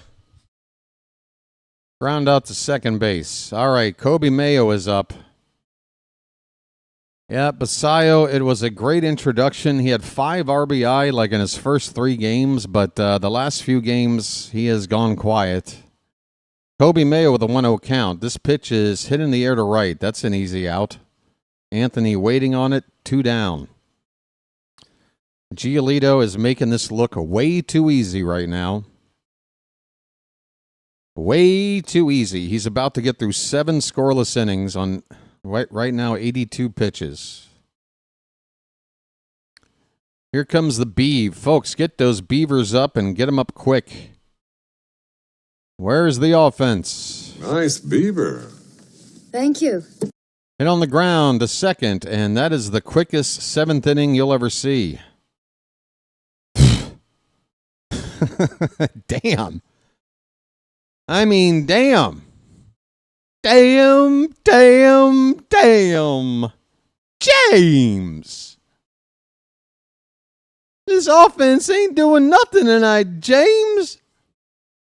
Damn. We go to the 8th inning, 2-0 Boston.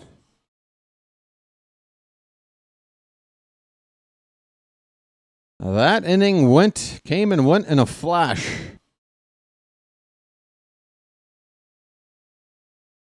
Folks, will the needle move on the sub count tonight? It only took 5 days for it to go from 3,300 to 3,310. What is the official count? I dare to look. We are 2 away from 3,320.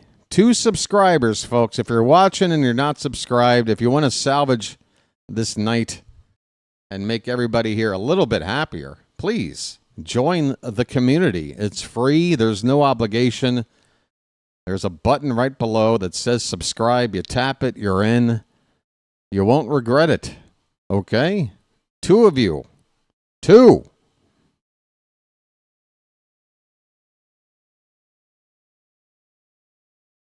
This game's going quick. So again, tomorrow night, we don't have a starter announced, and I don't know what our plan is. I mean, Cade Povich would be on regular rest if he did start tomorrow, but I think the Orioles are going to try to pitch everybody on 5 days rest like it's a 6-man rotation, but without actually having a 6-man rotation. I think they're going to utilize some of the off days here for the remainder of the season to kind of patch together a rotation of 5 guys pitching every 6 days.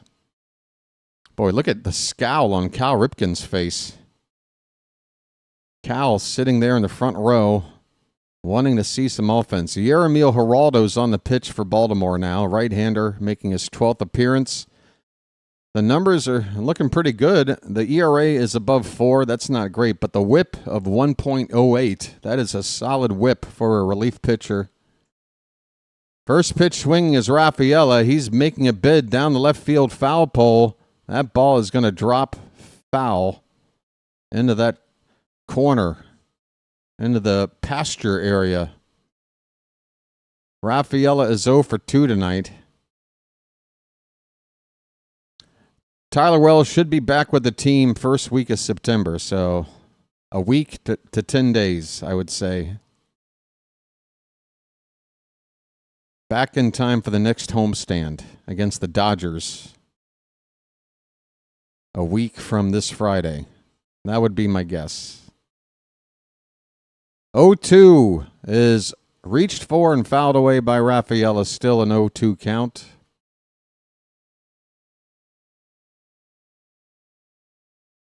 That might be true, Chilo, but honestly, at this stage, knowing that, I want to win ball games. I want to put our best lineup out, but I also want the team to be as ready for 2026 as possible. So for me, the young guys get the playing time. Line drive, just missed a fair ball there. No, that is fair? Damn, that looked foul to me. Damn it. I must have caught that ball on the second bounce over the bag because I thought I saw it land in foul ground. Let me see here. That ball. Oh, yeah, it's fair. First bounce was fair. Second bounce was foul. I missed the first bounce. It's the 28th double of the season for Rafaela. He's on at second with nobody out. Here's David Hamilton. Yeah, Wells is on the 60-day DL because he had an injury that went back since last season. It's not an indicator that he's farther away from a return than, say, somebody on a 15-day DL. Wells is just one more rehab start away from coming back, if that. I think there's one more. They're saying September he's getting called up. They're saying it. He's coming back. 1-0 pitch. Strike. Hamilton 1 for 2 with that home run.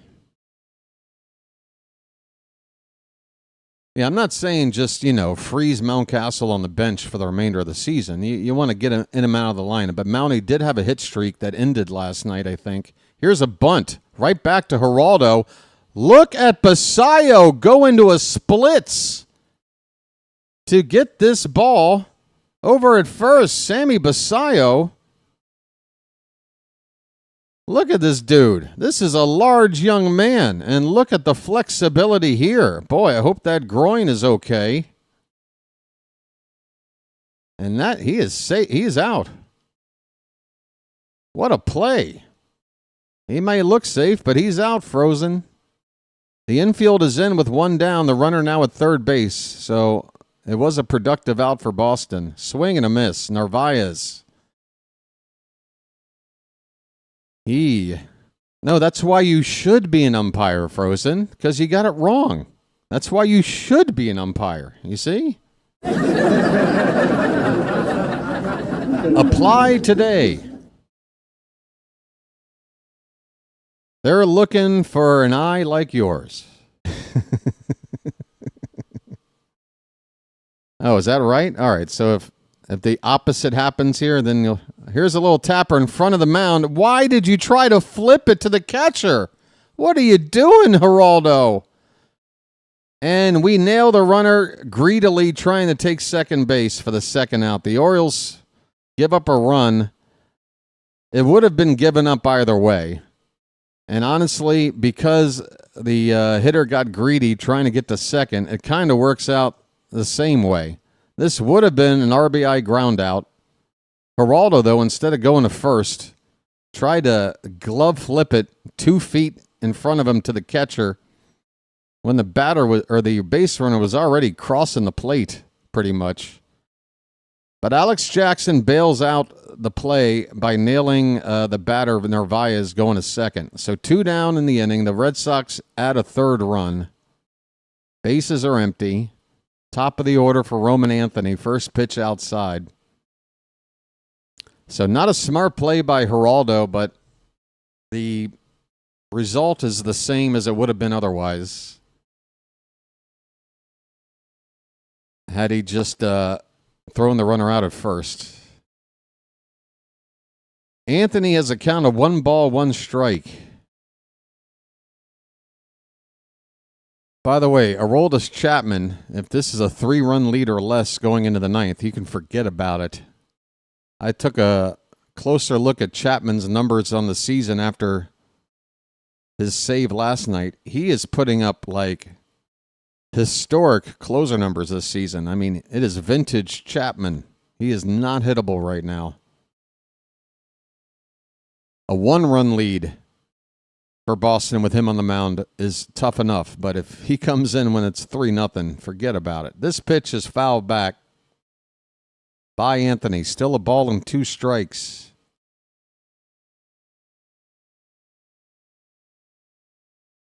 I'm talking about the 9th inning, guys. I didn't say Giolito was out of the game. This pitch is a little bit off the plate. The count is 2-2.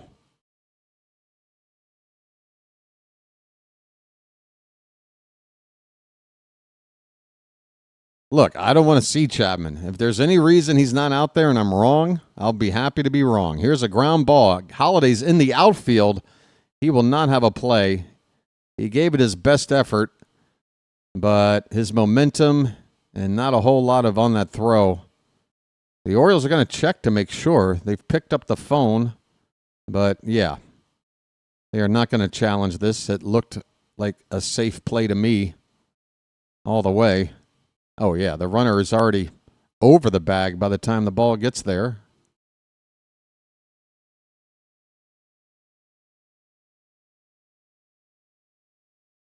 So Anthony reaches with a 2-out infield hit. Alex Bregman is 0 for 3 tonight. Giolito holding the baseball a long time and now throws to first. Anthony back. This is probably a spot where you will see Anthony try to steal a base. 2 down, 3-run lead, trying to get into scoring position.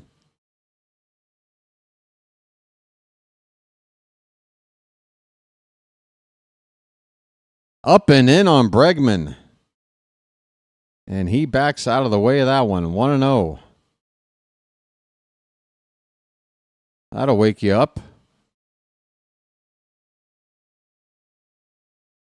Just an inch from grazing Bregman.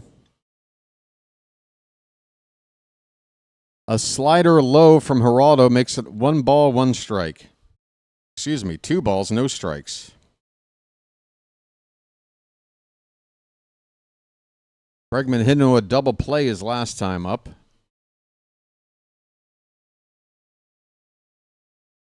2-0. Called a strike. On the inside part of the plate, Bregman did not like the call, and he has a case to make. That pitch was an inch and a half out, or inch and a half inside.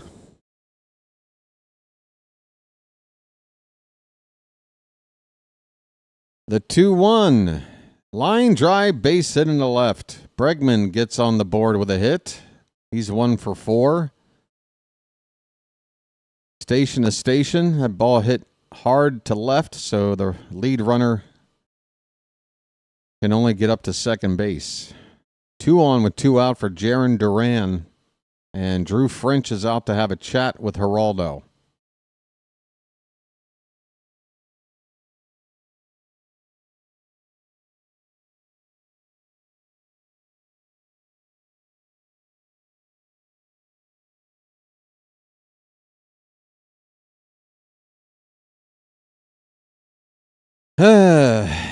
This offense.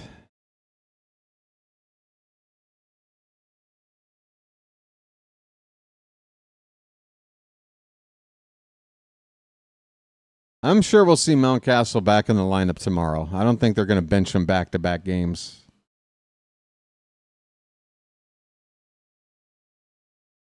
But it's a little bit of an indicator of, you know, it's troubling when you have to say, boy, we need Mountcastle in this lineup to help out.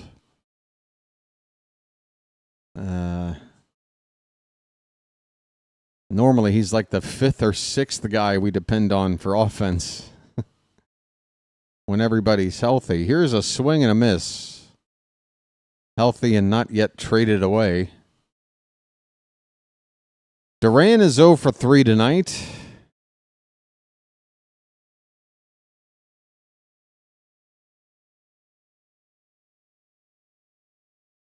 Gary's asking existential questions in the chat. This ball is going to be caught on the run by Cowser in shallow right center field. That ball hung up just long enough for Cowser to race it down to end the inning. We go to the bottom of the 8th. 8, 9, and 1 batters due up. Honestly, this is our best chance. We got to come back in this inning. 8, 9, and 1. If we can get one of those 8 or 9 guys on, if Gunnar can get up to hit in the inning, I like that a whole lot better than going 1, 2, 3, and then in the 9th, Chapman versus Gunnar, etc., etc. We need to rally here in the 8th. We need to rally here in the 8th, not the 9th. Someone has to teach the rookies how to hit, and the hitting coaches aren't going to do it, so it has to be Mountie. I think they already knew how to hit Chilo. I think Beavers and Basayo already know. Those are the guys. If I'm Holiday or Cowser, I'm going to ask the new boys, what did you learn in Norfolk? I might have forgotten. Everybody was hitting lights out in Norfolk. And yeah, I know it's AAA, but I mean, even by AAA standards, some really, really gaudy numbers being put up by these young Oriole players. What happens when they come up here? I don't know. You notice how you never even hear the name Cody Ashe? You never even hear the name. He's the hitting coach. Look at where we were as an offense in 2023 and at least the first half of 2024 and compare it to this season. And how do you not, but nobody ever mentions Cody Ashe.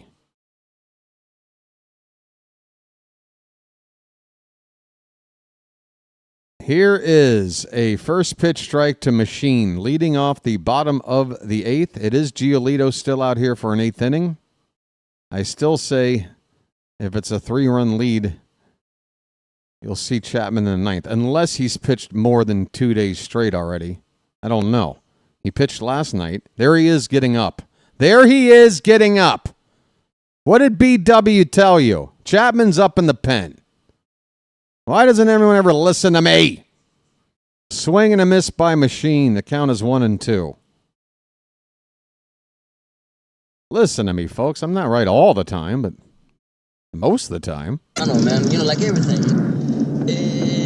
I'm just a love machine. Line drive, right to first. A one-hopper on a line to Nathaniel Lowe. He'll take it to the bag himself. One away here in the bottom of the 8th. Alex Jackson is 2 for 2 tonight. Carl says ball game over, so I guess the rally will have to start right now. Come on, folks. Ante up and kick in like men. Like men! Ante up and kick in like men. Like men! Jackson, Alex that is, takes a called strike. He is 2 for 2, a pair of singles. The average now at 250. Hit in the air to left. That'll end the inning. Can of corn for Duran. We're going to the 9th. Wow, this... Oh, that's the second out? I'm sorry. That's only the second out. I guess that shows you how much I believe in the comeback. Good grief. 2 down in the inning. All right, come on, Holiday. You got anything? What do you got? That pitch is high for ball 1. Hey, I will not be upset if Giolito comes out for the 9th. I won't be upset. That pitch is low. And again, if Boston puts up another run on the board in the top of the inning, then you probably won't see Chapman regardless. I'm only saying if the score remains the same, and they got him up, so that would be the plan. 2-0 pitch inside, 3-0 to Holiday. And I can tell you this, if Holiday walks, you won't see Giolito in the 9th.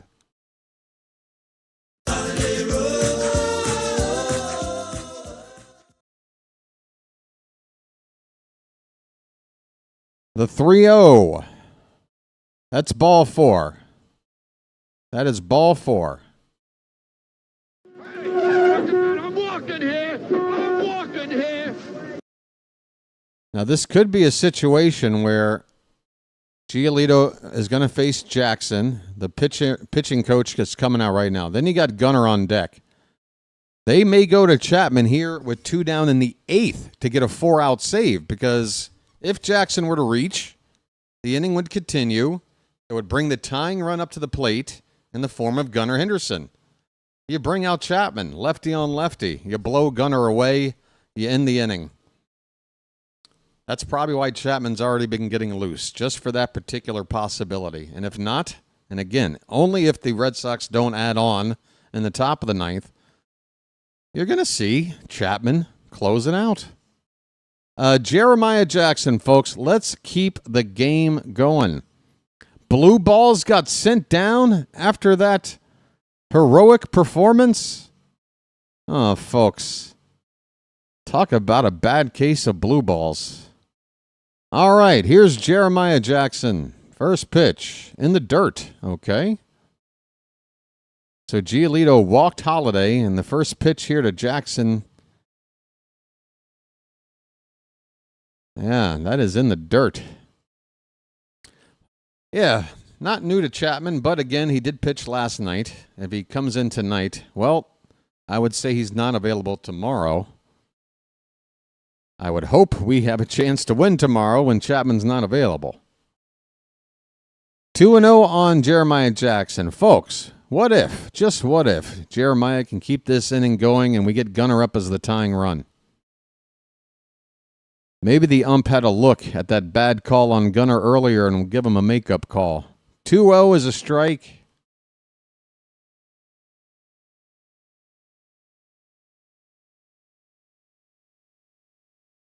2-1 the count. Giolito is a hairy man.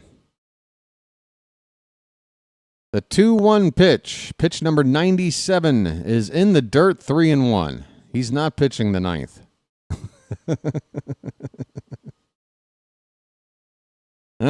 Folks.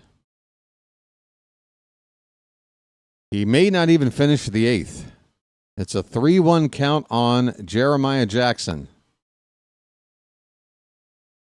Get on base any way you can to get Gunnar up as the tying run, buddy. The pitch. He swung at ball 4. A fastball above the zone. Full count.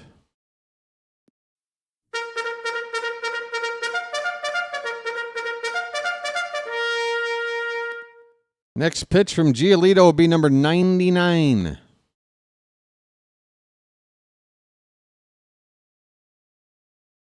The payoff pitch. Swung on and fouled back. Late on the heater. We'll do it again.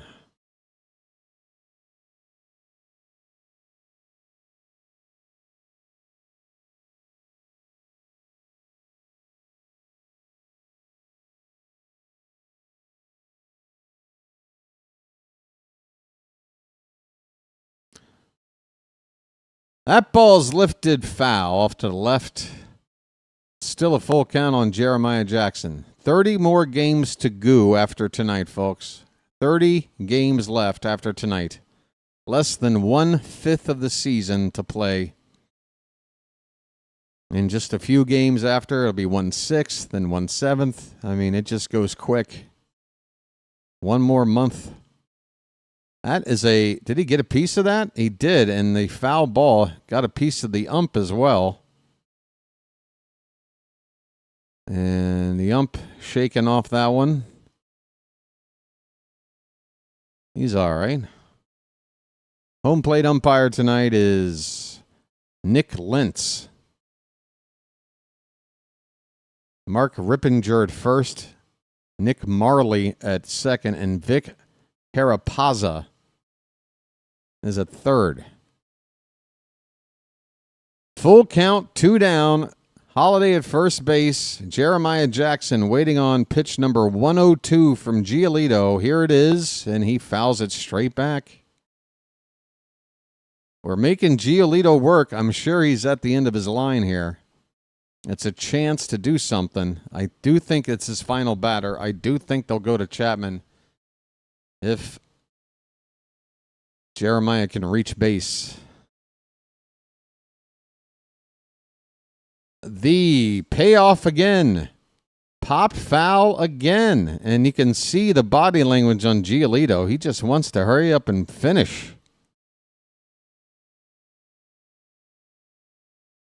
Take advantage of his impatience. It's a 10-pitch at-bat so far for Jeremiah Jackson. Here comes number 11. Swung on and missed. He fooled him with the changeup. And the inning is over. Boy, Giolito looks tired. He looks disheveled, but man, he pitched his ass off tonight. And we didn't really help ourselves either. 8 shutout innings, 4 hits, 1 walk, struck out 8. 104 pitches for Giolito. We go to the 9th, down 3. And again, I brought this up a time or two before. Folks, we want Boston to score 1 run.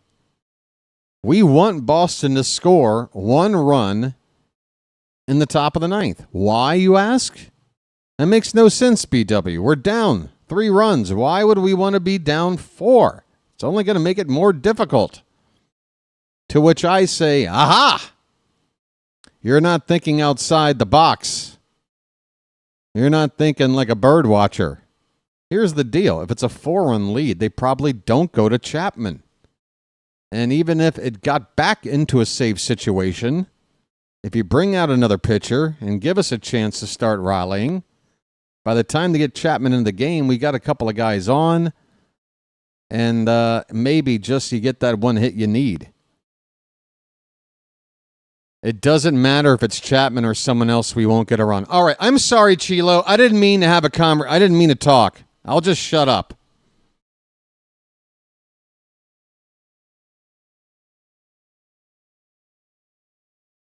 Folks, I don't know why you're still here. We can't score another run. And the fun part is, in 9 innings of baseball, more often than not, you don't score a run. So it could very easily happen. So Chilo would be right. But it's like me saying, I'm going to be able to walk over to my fridge without falling down on my ass. Yeah, probably. But I could fall on my ass. I don't know. All right. I'll shut up. Sit back and enjoy the ball game, folks. We can't score.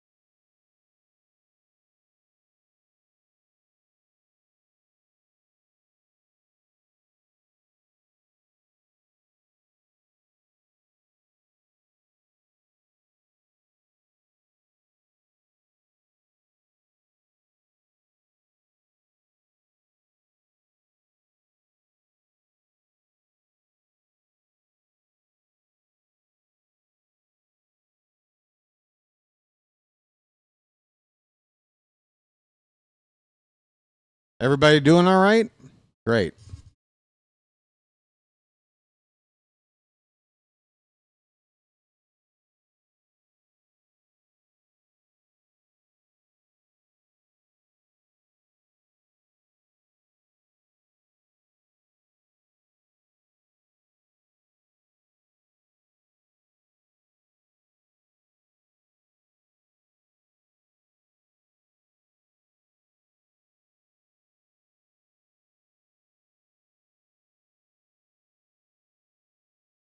Trevor Story with a base hit in the left.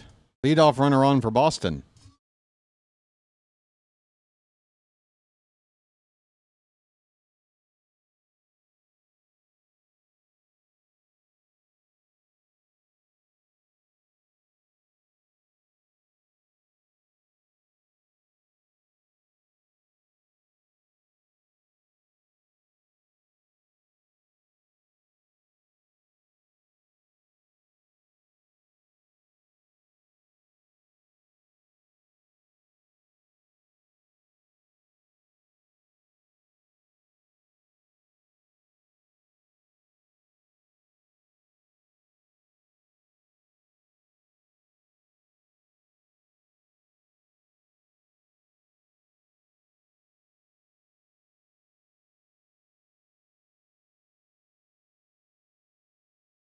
Oh, should I call the game?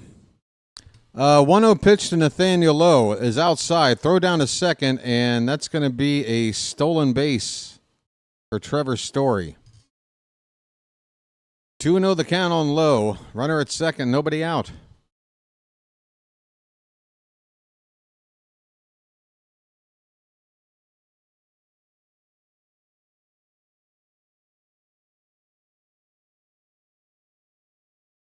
Oh, should I talk?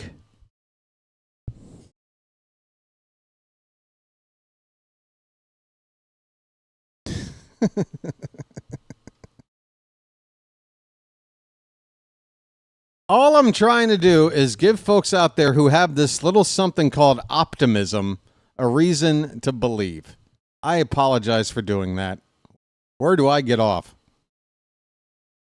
But I was told in no uncertain terms that I was wasting my breath, suggesting that if Boston were to score a fourth run, that it actually might make things more, probable for a comeback. Yenier Cano is up in the Oriole bullpen. The Red Sox now have 2 on and nobody out after Nathaniel Lowe just reached on a walk from Yermíl Geraldo. So Story at second, Lowe at first, Yoshida at the plate. He's 0 for 3. And a swing and a foul tip or a flat-out miss. 0-1 on Yoshida.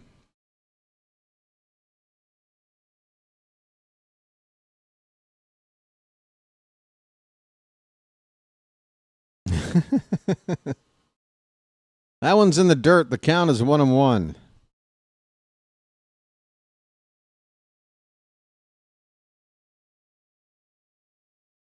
Oh, I'll be fine.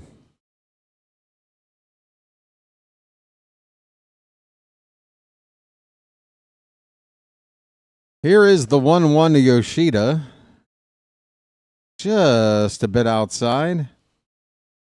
Jackson tried to frame it. Ump not helping. 32 pitches for Giolito since coming on. That is farther outside, and the count 3-1. I really don't know why we ask Giolito to pitch more than your typical reliever. I guess he used to start at some stage of his professional career. But I feel like every time we make him pitch more than 20, 25 pitches, well, there's a swing and a miss. Got a full count. I feel like once we get past about 25 pitches for Giolito, we're really pushing our luck here. He's already gotten the first 2 men on base in the inning. Pitch number 35 since coming in is tapped foul at the plate. We'll do it again. Full count on Yoshida. Big Cuz is off to the pantry. What you got in the pantry there, bud? I could do for a snack. 3-2 pitch to Yoshida. Swing and a miss. He chased ball 4. A change up in the dirt. See you later.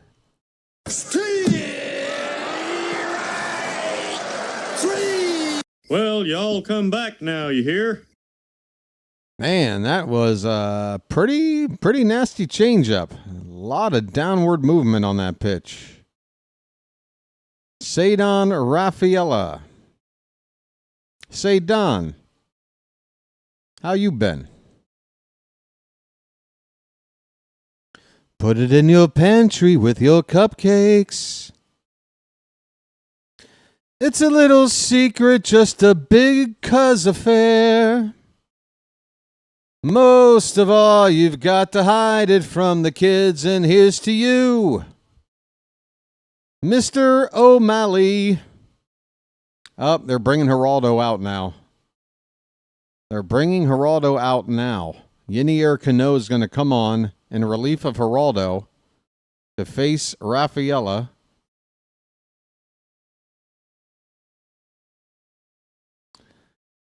All right, cuckoo, ka-choo.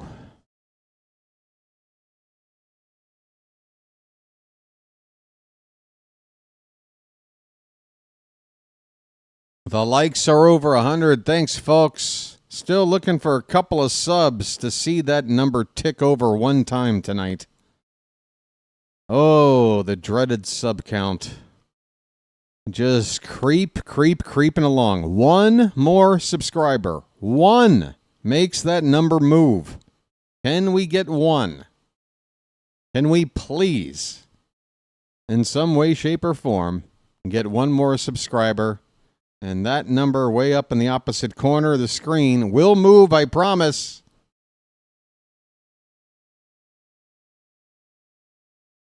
And here's to you, Mrs. Robinson. Jesus loves you more than you will know. Whoa, whoa, whoa. God bless you, please, Mrs. Robinson. Heaven holds a place for those who pray. Hey, hey, hey. Hey, hey, hey.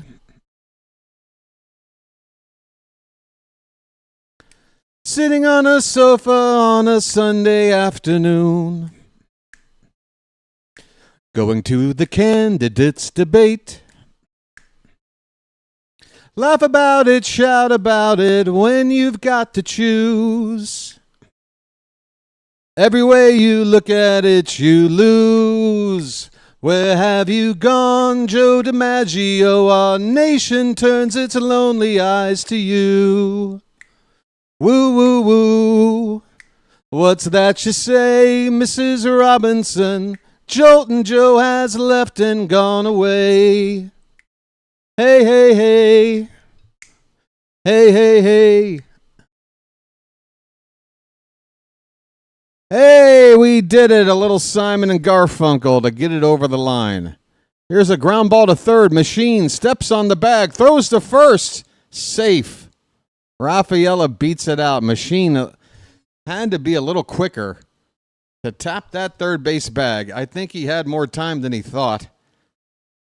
He needed to be a little quicker to get the speedy Rafaela. This inning should be over. 33-20, folks. We did it. The Orioles are going to challenge this late in the ball game. Why not? But yeah, Machine a little too lackadaisical going to step on that bag. It is a bang play at first. This is really on Machine. That's a tie to the runner at best. I don't see an overturn here.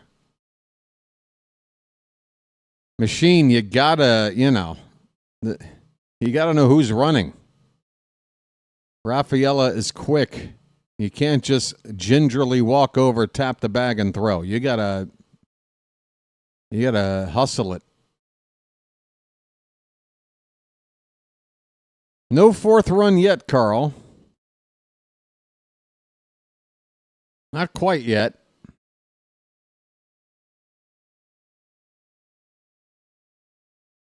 Call in the field stands.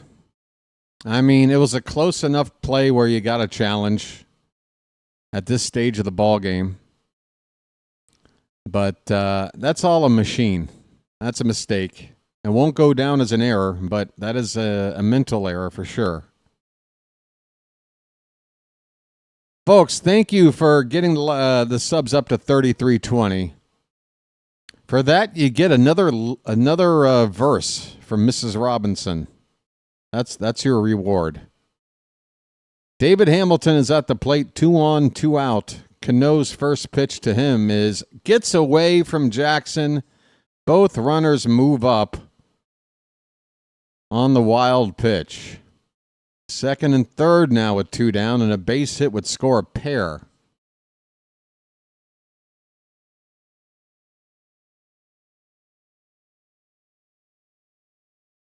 Hide it in a hiding place where no one ever goes.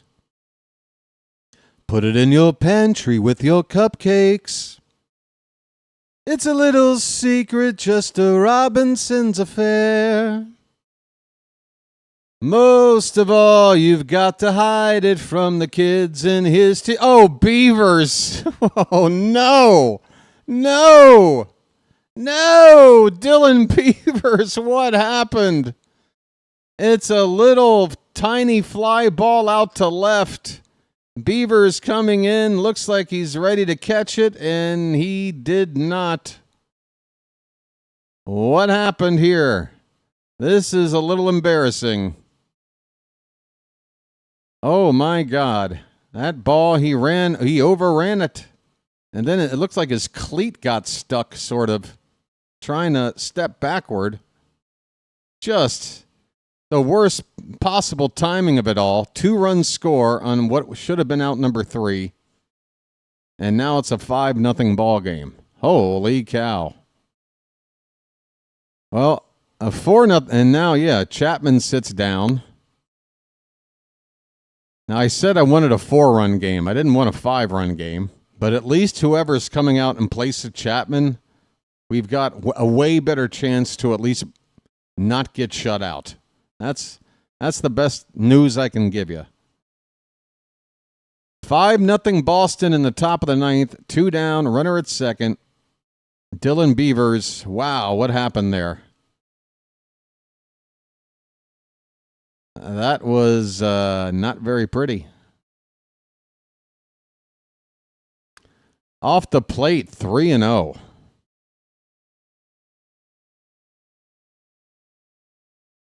Three and 0.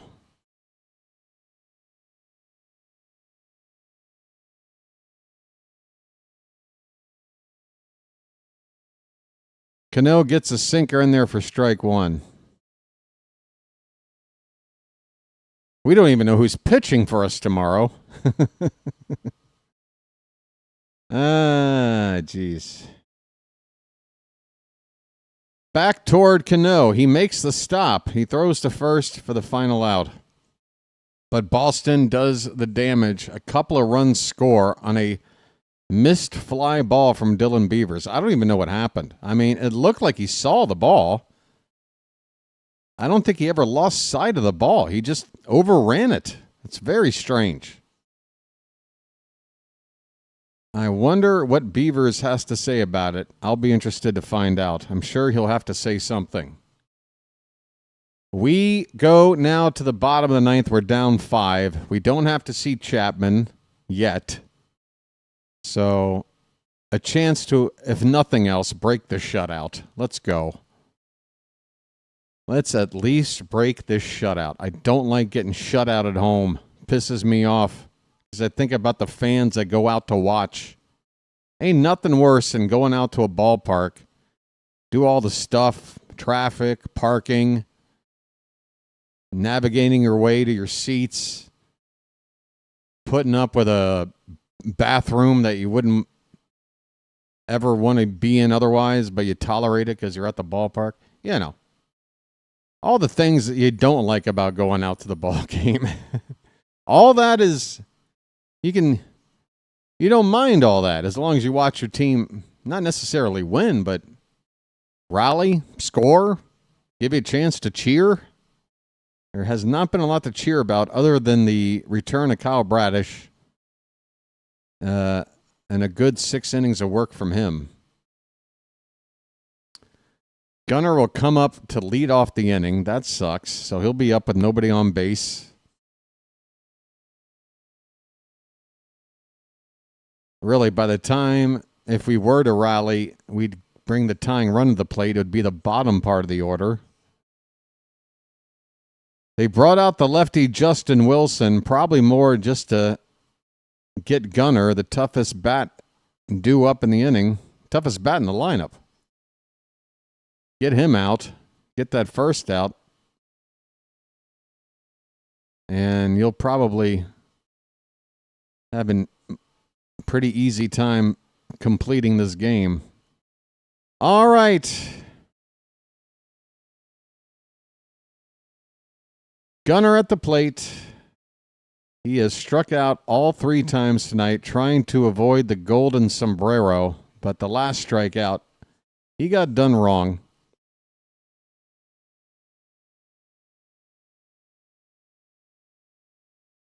Janet, I think you're the only one obsessed about how the Gunnar emoji looks like something else.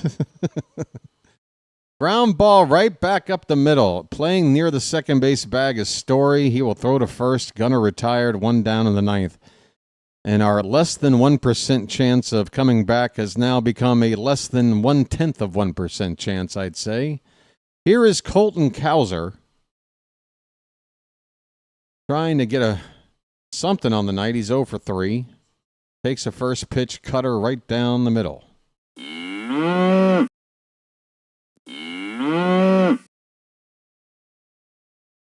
Folks, if I knew it was going to be this kind of party, I would have stuck my dick in the mashed potatoes. Wait a minute, I just said that without censoring myself.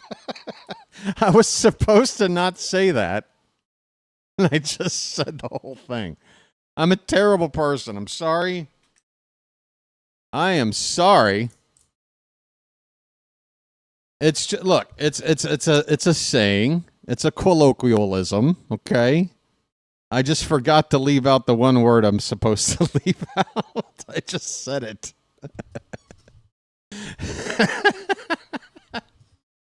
My 1-2 on Cowser. I am sorry. 1-2 pitch. Ground ball. And it's through. It sneaks through the right side. Colton Cowser with a 1-out hit. Folks. All right, put the mashed potatoes away.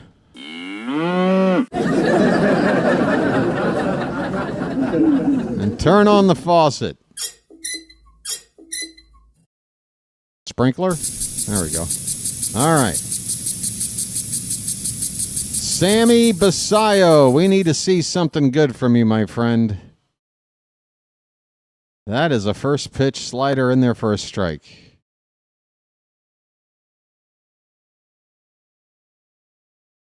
Basayo, average now at an even 200. He's gone like 0 for his last 7 or so. There's a base hit! Basayo! Hello! Folks, what did I say? Do you think we're getting back-to-back hits off of Chapman? No. Of course not. So let's try to quickly get something and make it interesting before they get Chapman into the ballgame. 2 men on, 1 out. First hit of the night for Basayo. He's back on the board. Here's Kobe Mayo. He needs a hit. He's 0 for 3. Just get it all on there. Just spread it out. Sheila wants Mountie up instead. First pitch is a called strike. I think you're going to want to save Mountie as a pinch hitter for something else. In fact, he's on deck right now. And it's not about pinch hitting in a like-for-like situation because they're both a first baseman. Actually, Mayo's DHing tonight. But you got Beavers on deck, left-handed batter. You might want to have Mountie up for him. He is on deck. 0-2 on Mayo.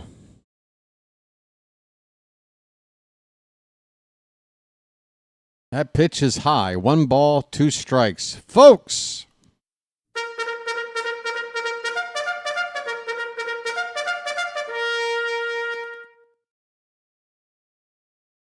Come on, Kobe. You're due. The 1-2. Ooh. Oh, no, Blue. No! You screwed us again, and Tony just stands there. I am fed up. Why don't you wake up and smell what you shoveling? Why don't you wake up and smell what you shoveling? I mean, Mayo is backing out of the way. He's backing out of the way. Here comes Mountcastle now. Okay, mount up. Blow me, Blue. Why don't you wake up and smell what you shoveling? Chapman is up in the pen just in case. Last chance to do something. Mountcastle hitting for Beavers.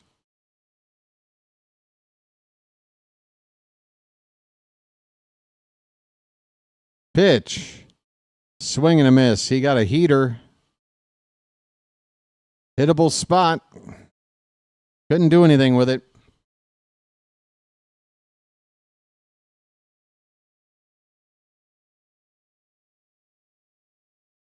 The 0-1 to Mountie. Whoa, that gets away. Both runners will move up. Both runners move up. And again, folks, coming back all the way down 5 with 2 down the 9th, it's a lot to ask. I just want to see us break the shutout, honestly.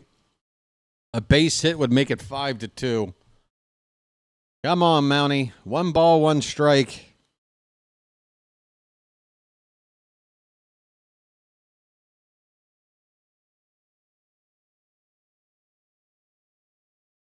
Wilson with a look back to second. The pitch, that is lifted off to the right side and slicing out of play foul. We are down to our final strike. We just don't want to get shut out. Come on. Give the fans a reason to cheer. The 1-2 in the dirt, 2-2. All right. Bugle it. Bugle this.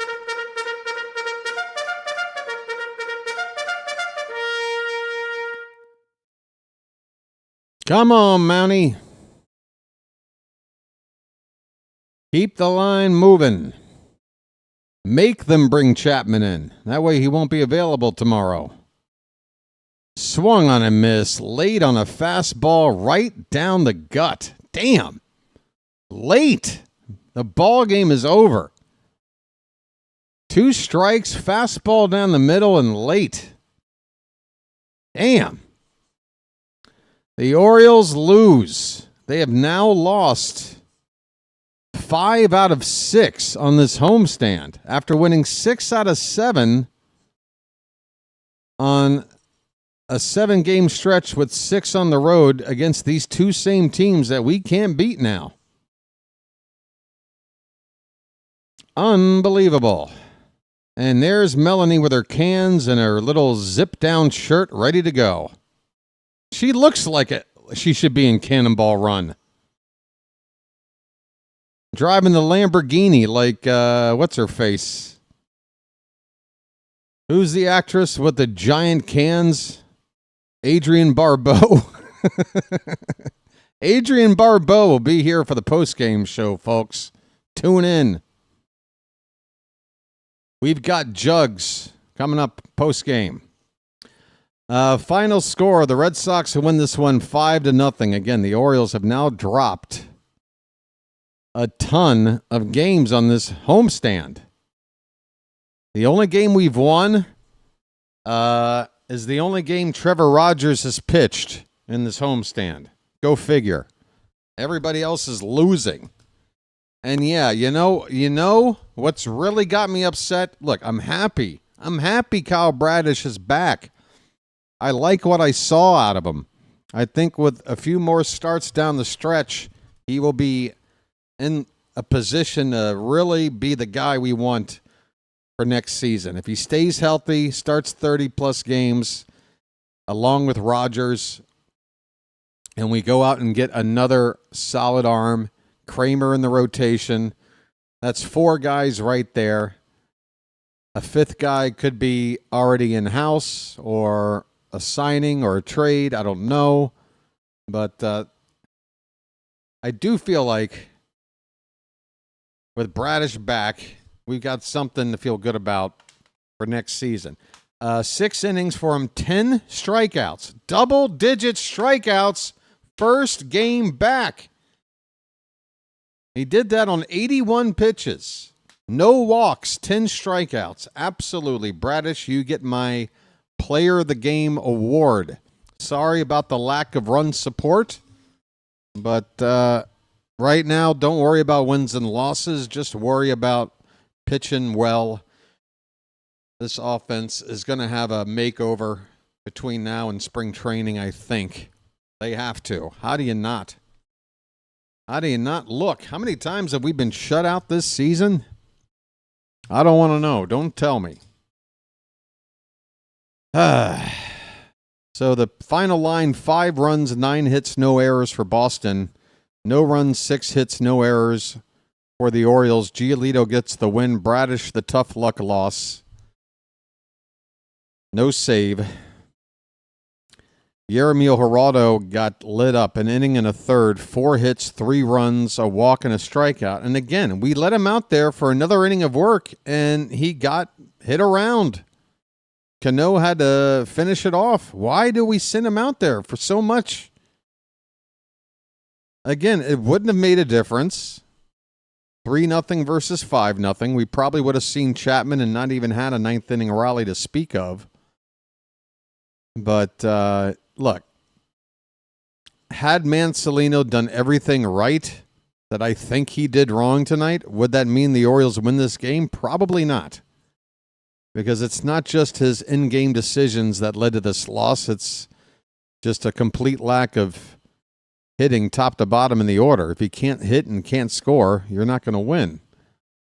But there were some decisions in this game, and I swear the biggest thing for me is his lack of response. Like, look, I get it. Mancelino may not want to be the type of manager to get an argument out of every balls and strikes situation. But it's just like what I was saying before he finally got his first ejection. He's only been ejected once. And we were all happy to see it.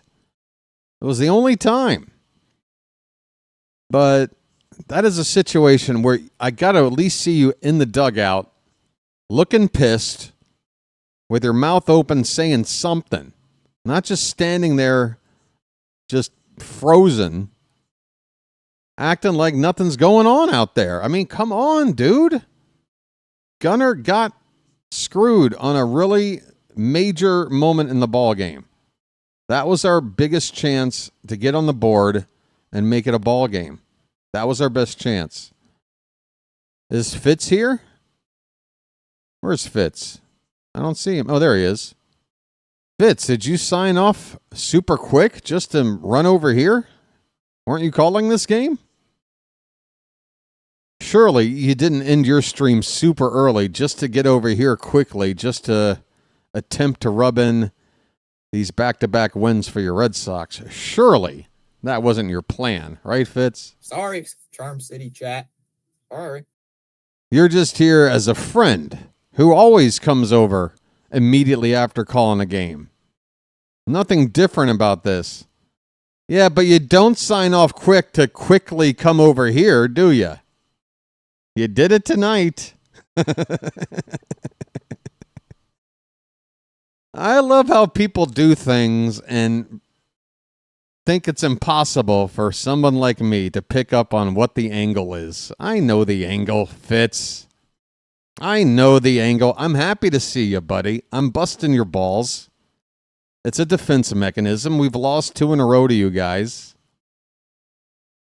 But I saw you were still live, though. Yeah, that's because I do a real post-game show. Ooh, sick burn. Oh, that was a sick burn. I didn't mean that, Fitz. JJ is streaming. Of course he's streaming. JJ is an animal. Hey, Fitz, I'm busting your chops. We just lost 2 in a row at home.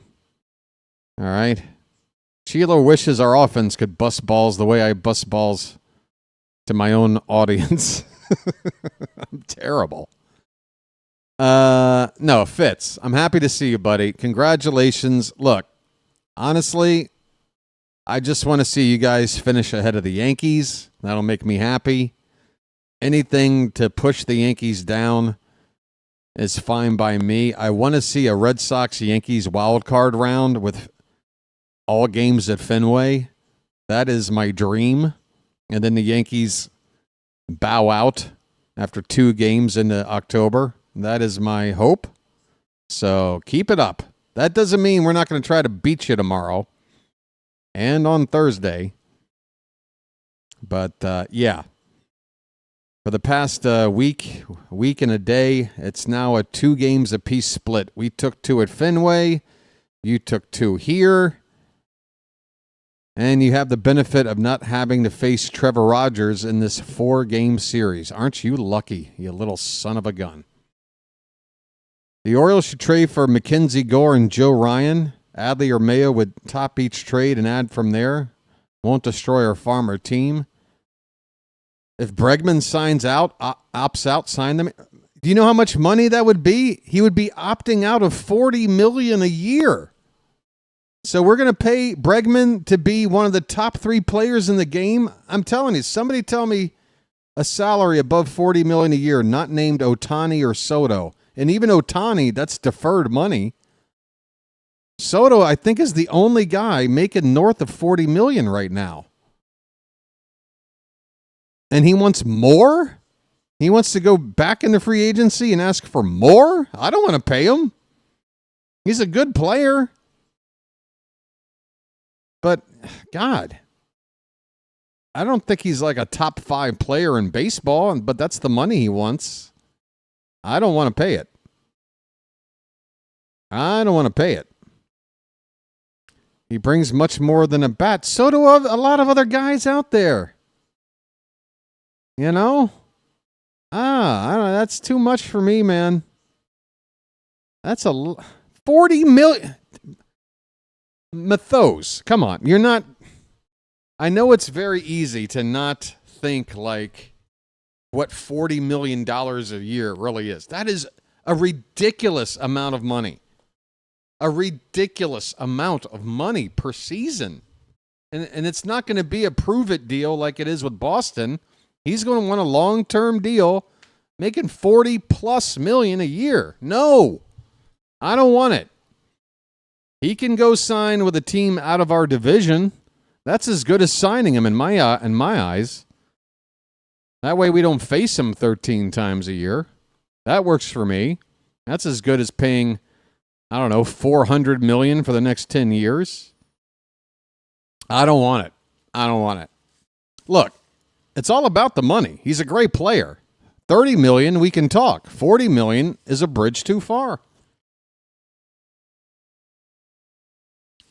I can get a guy that can put up similar stats for 30 and then use $10 million to go get like an elite bullpen arm or something. I want to spend my money a little better than that. And I want to spend it better than Mike Elias spent it this past winter. I'm sitting here thinking about the way we spent that money. It drives me nuts. Gary Sanchez, $8.5 million, backup catcher. And it happens in a season where the Orioles had to use more catchers than any other season in the history of the franchise. We've been through like 7 catchers, but we happen to pay a backup one $8.5 million to basically be hot at the plate for about a 10-game stretch. That was just wasted money there. Tyler O'Neill. Need I say more?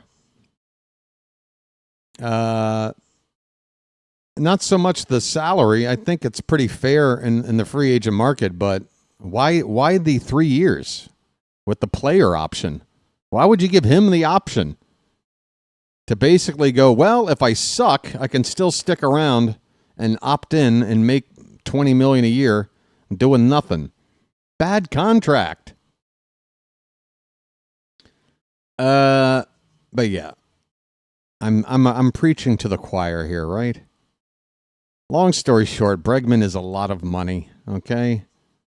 And at least, look, I'll give you this. I would rather get this, all right? As a pro Bregman statement, I would rather be paying Bregman like $42 million a year because he does give you a complete player. He plays a fantastic third base, and you got that offense in the middle of your lineup. That's great. I would rather pay him 42 than pay Soto the 48 or 49 or whatever it is that he's making, because Soto's a one-dimensional player. He can't play the field for a damn. He stinks out there. He absolutely stinks. So, yeah. At least Bregman can say, I'm worth it if you want a guy that can play offense and defense for you. 51. Sorry. What did I say? 49? Sorry. Whatever. The point is, that is a lot of money for a guy that is a liability on defense. Half the time the game is on, he's out in the outfield as a liability. And you're paying him that kind of money? Hey, we got a press conference.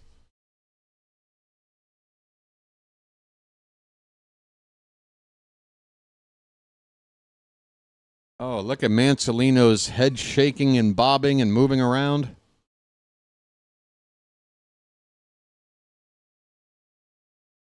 We've already got a handful of Boris clients to deal with, Fitz. That's the other thing.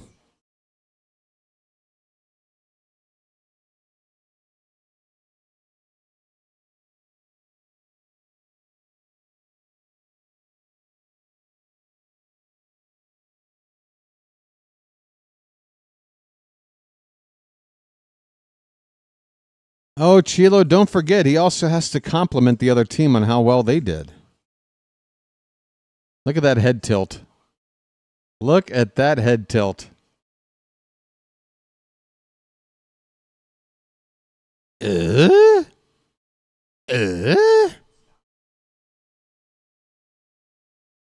takes a question from one side of the room. He goes, huh? And then somebody from the other side of the room, huh?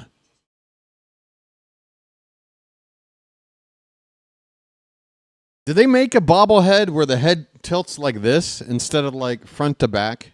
Can they make a bobblehead like this for Tony?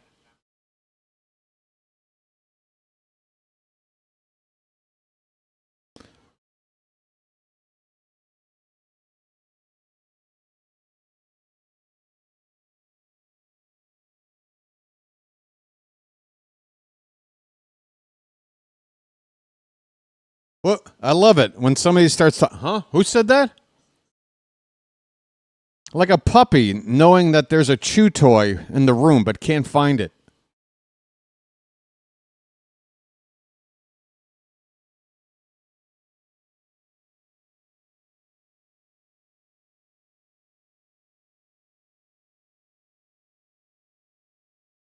Freddie Freeman's like, what, 35? 36?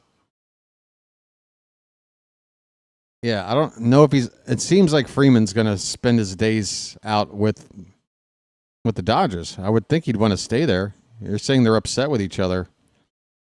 I thought there was nothing but a symbiotic relationship with the front office and the players there in L.A. I thought they had like the best relationship in baseball. I haven't heard anything about trouble in L.A. between players and...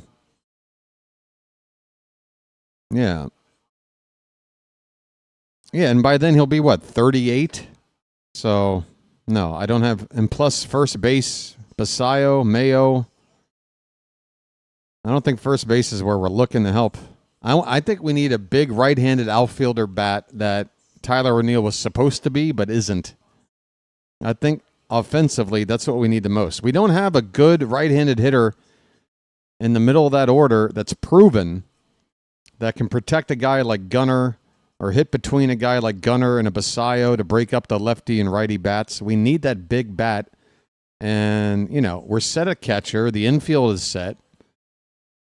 We've traded away a few outfielders here. Guys, Freddie Freeman. Why? How old will Freddie Freeman be in 2028? And also keep in mind, that is like post-collective bargaining agreement. Who the hell knows what's even going on in the league by then? All we'll know is that Freddie Freeman will be pretty close to 40 years old at that point. And yeah, he's going to be a Hall of Famer, but he ain't going in as an Oriole if he plays his final year for us. I can get by without Freddie Freeman. Hey, we got a JJ raid.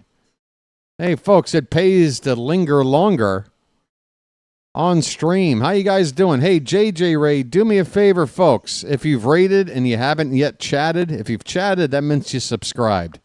If JJ has sent you over, if you have not yet subscribed to the channel, please do.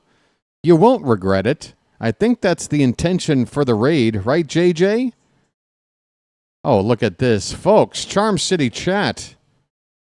We've got ourselves a battle here. We have a Philadelphia JJ fan coming in with a super chat. It's the first super chat of the night. The home team has yet to put in a super chat.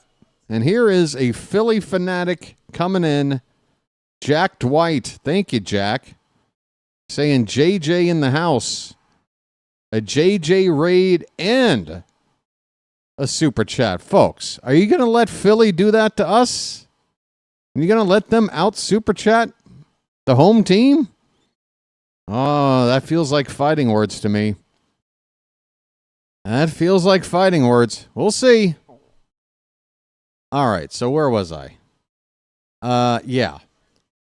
Talking about anything that's going on post this collective bargaining agreement. After I'm really worried, folks. I'm really worried looking at the tea leaves that this upcoming collective bargaining agreement and potential lockout/strike before the start of the 2028 season is a very real possibility. You know, this whole talk of salary cap, salary floor, other things that players aren't really happy about in terms of making the most possible amount of money. And how can you blame them when there's so much money to be shared? So, like usual with these collective bargaining agreements, you kind of understand the point of view from both sides. But as a fan, you kind of get pissed that both sides are basically arguing over how much more rich can we get. Everybody's making money, and we suffer, and we wind up paying more out of our own pockets to see these people play. Doesn't make me all that happy, but that's the deal. At the end of next season, we are potentially going to be in another lockout situation going into 2028. And folks, I also want to bring up Mike Elias as, all right, look, regarding Mike Elias, I've said it on record here many times since, I don't know, 2 months into the season, I think is when I finally said, I've had enough. What have you done to this team? Because in my view, if you're a general manager and you make enough bad decisions to completely tank a team that won 96 games on average the last 2 seasons and make them a last-place doormat team and probably the biggest letdown team in all of baseball this season, you need to pay the price for that as a GM. But it would appear that new ownership is going to overlook this bump in the road and stick with Elias at least for one more season. It's looking, but I understand why, because again, if baseball hits a roadblock at the end of next season with the collective bargaining agreement stalling and going into a lockout or a strike, why bring in a GM now to take over a team that could be just sort of floating in the breeze with everybody else during this weird time? I think it would make sense. And again, I'm only looking at this as an owner saying, do we want Elias? I think they probably do. I think they bought into him when they bought the team. They believed in his vision.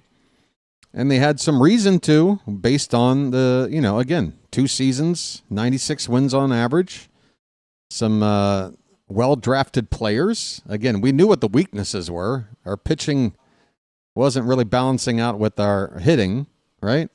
But we've seen a lot of things go wrong with this team in the past year. I still think, though, that Elias is going to be around for one more year. And what can I do as a fan if I know that he's still going to be here than to have to root him on to, turn things around? I in my heart of hearts, I feel like he did a bad enough job where he deserves to be replaced. This is the kind of gig where, to me, you can't just blow an entire season making as many bad decisions that I believe that he made. You don't get a second chance for a gig like this, doing that kind of a thing. But if he's going to get it, and if we know that without it being said that this is his last chance to turn it around next season, then I'll get behind him. I will root for him to figure it out this winter. I will hope that he's going to make the trade for a frontline starter that he could not make this past winter, and restock this team in a more effective way than he did last winter. But I don't think they're going to cut him loose after this season. I think they're going to give him next year. And again, if he does screw up, or if we don't really turn it back around and make the playoffs, 82-80 ain't going to cut it, right? So you got to be better than just, getting back to a winning record. We got to get back in the playoffs and get in there. If we don't do that, I think that's it for Elias next season. And then again, if there's going to be this weird purgatory time with the lockout stuff, that's probably making the best sense. You get rid of Elias, you deal with the lockout stuff, you come out of that knowing exactly what the new rules are. Because again, all this stuff, all these bargaining things, they all have to deal with like service time and how to option a player, like all these things that turn out to be like strategic little tools that a GM uses. And based on what the rules are going to be and how how to run a team best, you know, we don't know yet until they hash out all the stuff. So let Elias be here another year, I guess. Let's get into that CBA. Let's hash it out. Let's figure out where the league is after that, and then probably go look for a new GM that gives us the best interview going. Like, yeah, I'll lead you to the promised land. I know how to work around these new rules. I'm the guy for you. I don't know. Whatever. I'm talking too much. I'm going to get out of here. Somebody said JJ's on. I guess I'll send you to JJ. We lose again tonight. We get shut out. Kyle Bradish, though, did give us a reason to watch, and that was really the reason I was looking forward to this game in particular. I got what I wanted out of this game. A nice-looking start from Bradish. Everything else kind of stunk, but I didn't sign up for anything else but a good Bradish start, so I'll be okay. Hopefully you guys see it that way, too. And we'll come back tomorrow for Game 3. We got to get back to our winning ways. No JJ? Okay. All right. Well, damn. Hey, we did get a nice little bump. 33-25. 5 away from 33-30. 8 away from the 2/3 mark to 5,000. And the 1/3 mark to 10,000. Holy cow. Hey, there's a super sticker from James Savarisi.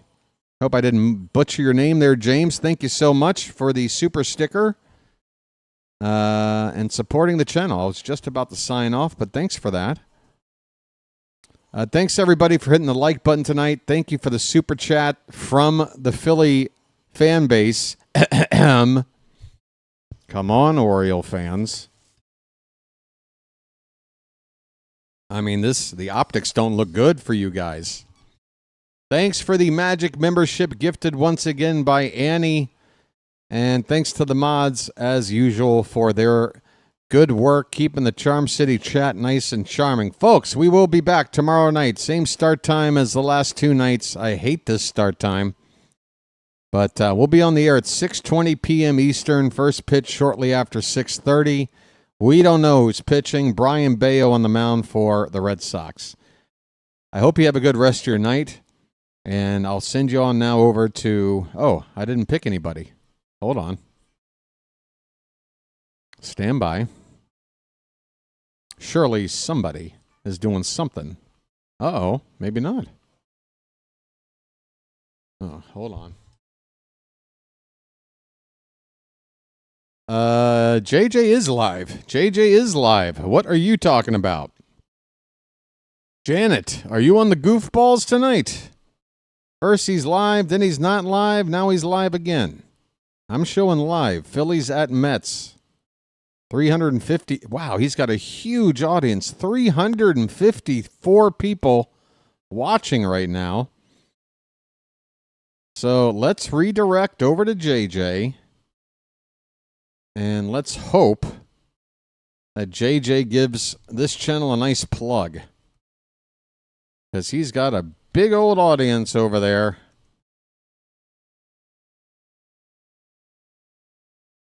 Covering the Phillies and the... Why can't I find this? Do I need to refresh this? Is this old? No, it's on. All right, let's try it with a link. By the way, JJ is about to hit 7,000 subscribers. So if you can figure out a way to help him get to 7,000 while simultaneously convincing some of the folks over there to maybe come over to my channel and sub it up, that would be really cool, guys. All right, we're set up. Going over now to play-by-play with JJ. Have a good rest of your night. This has been the Birdwatcher in the Hat. Until tomorrow, I will chirp at you later. Have a good night, everybody.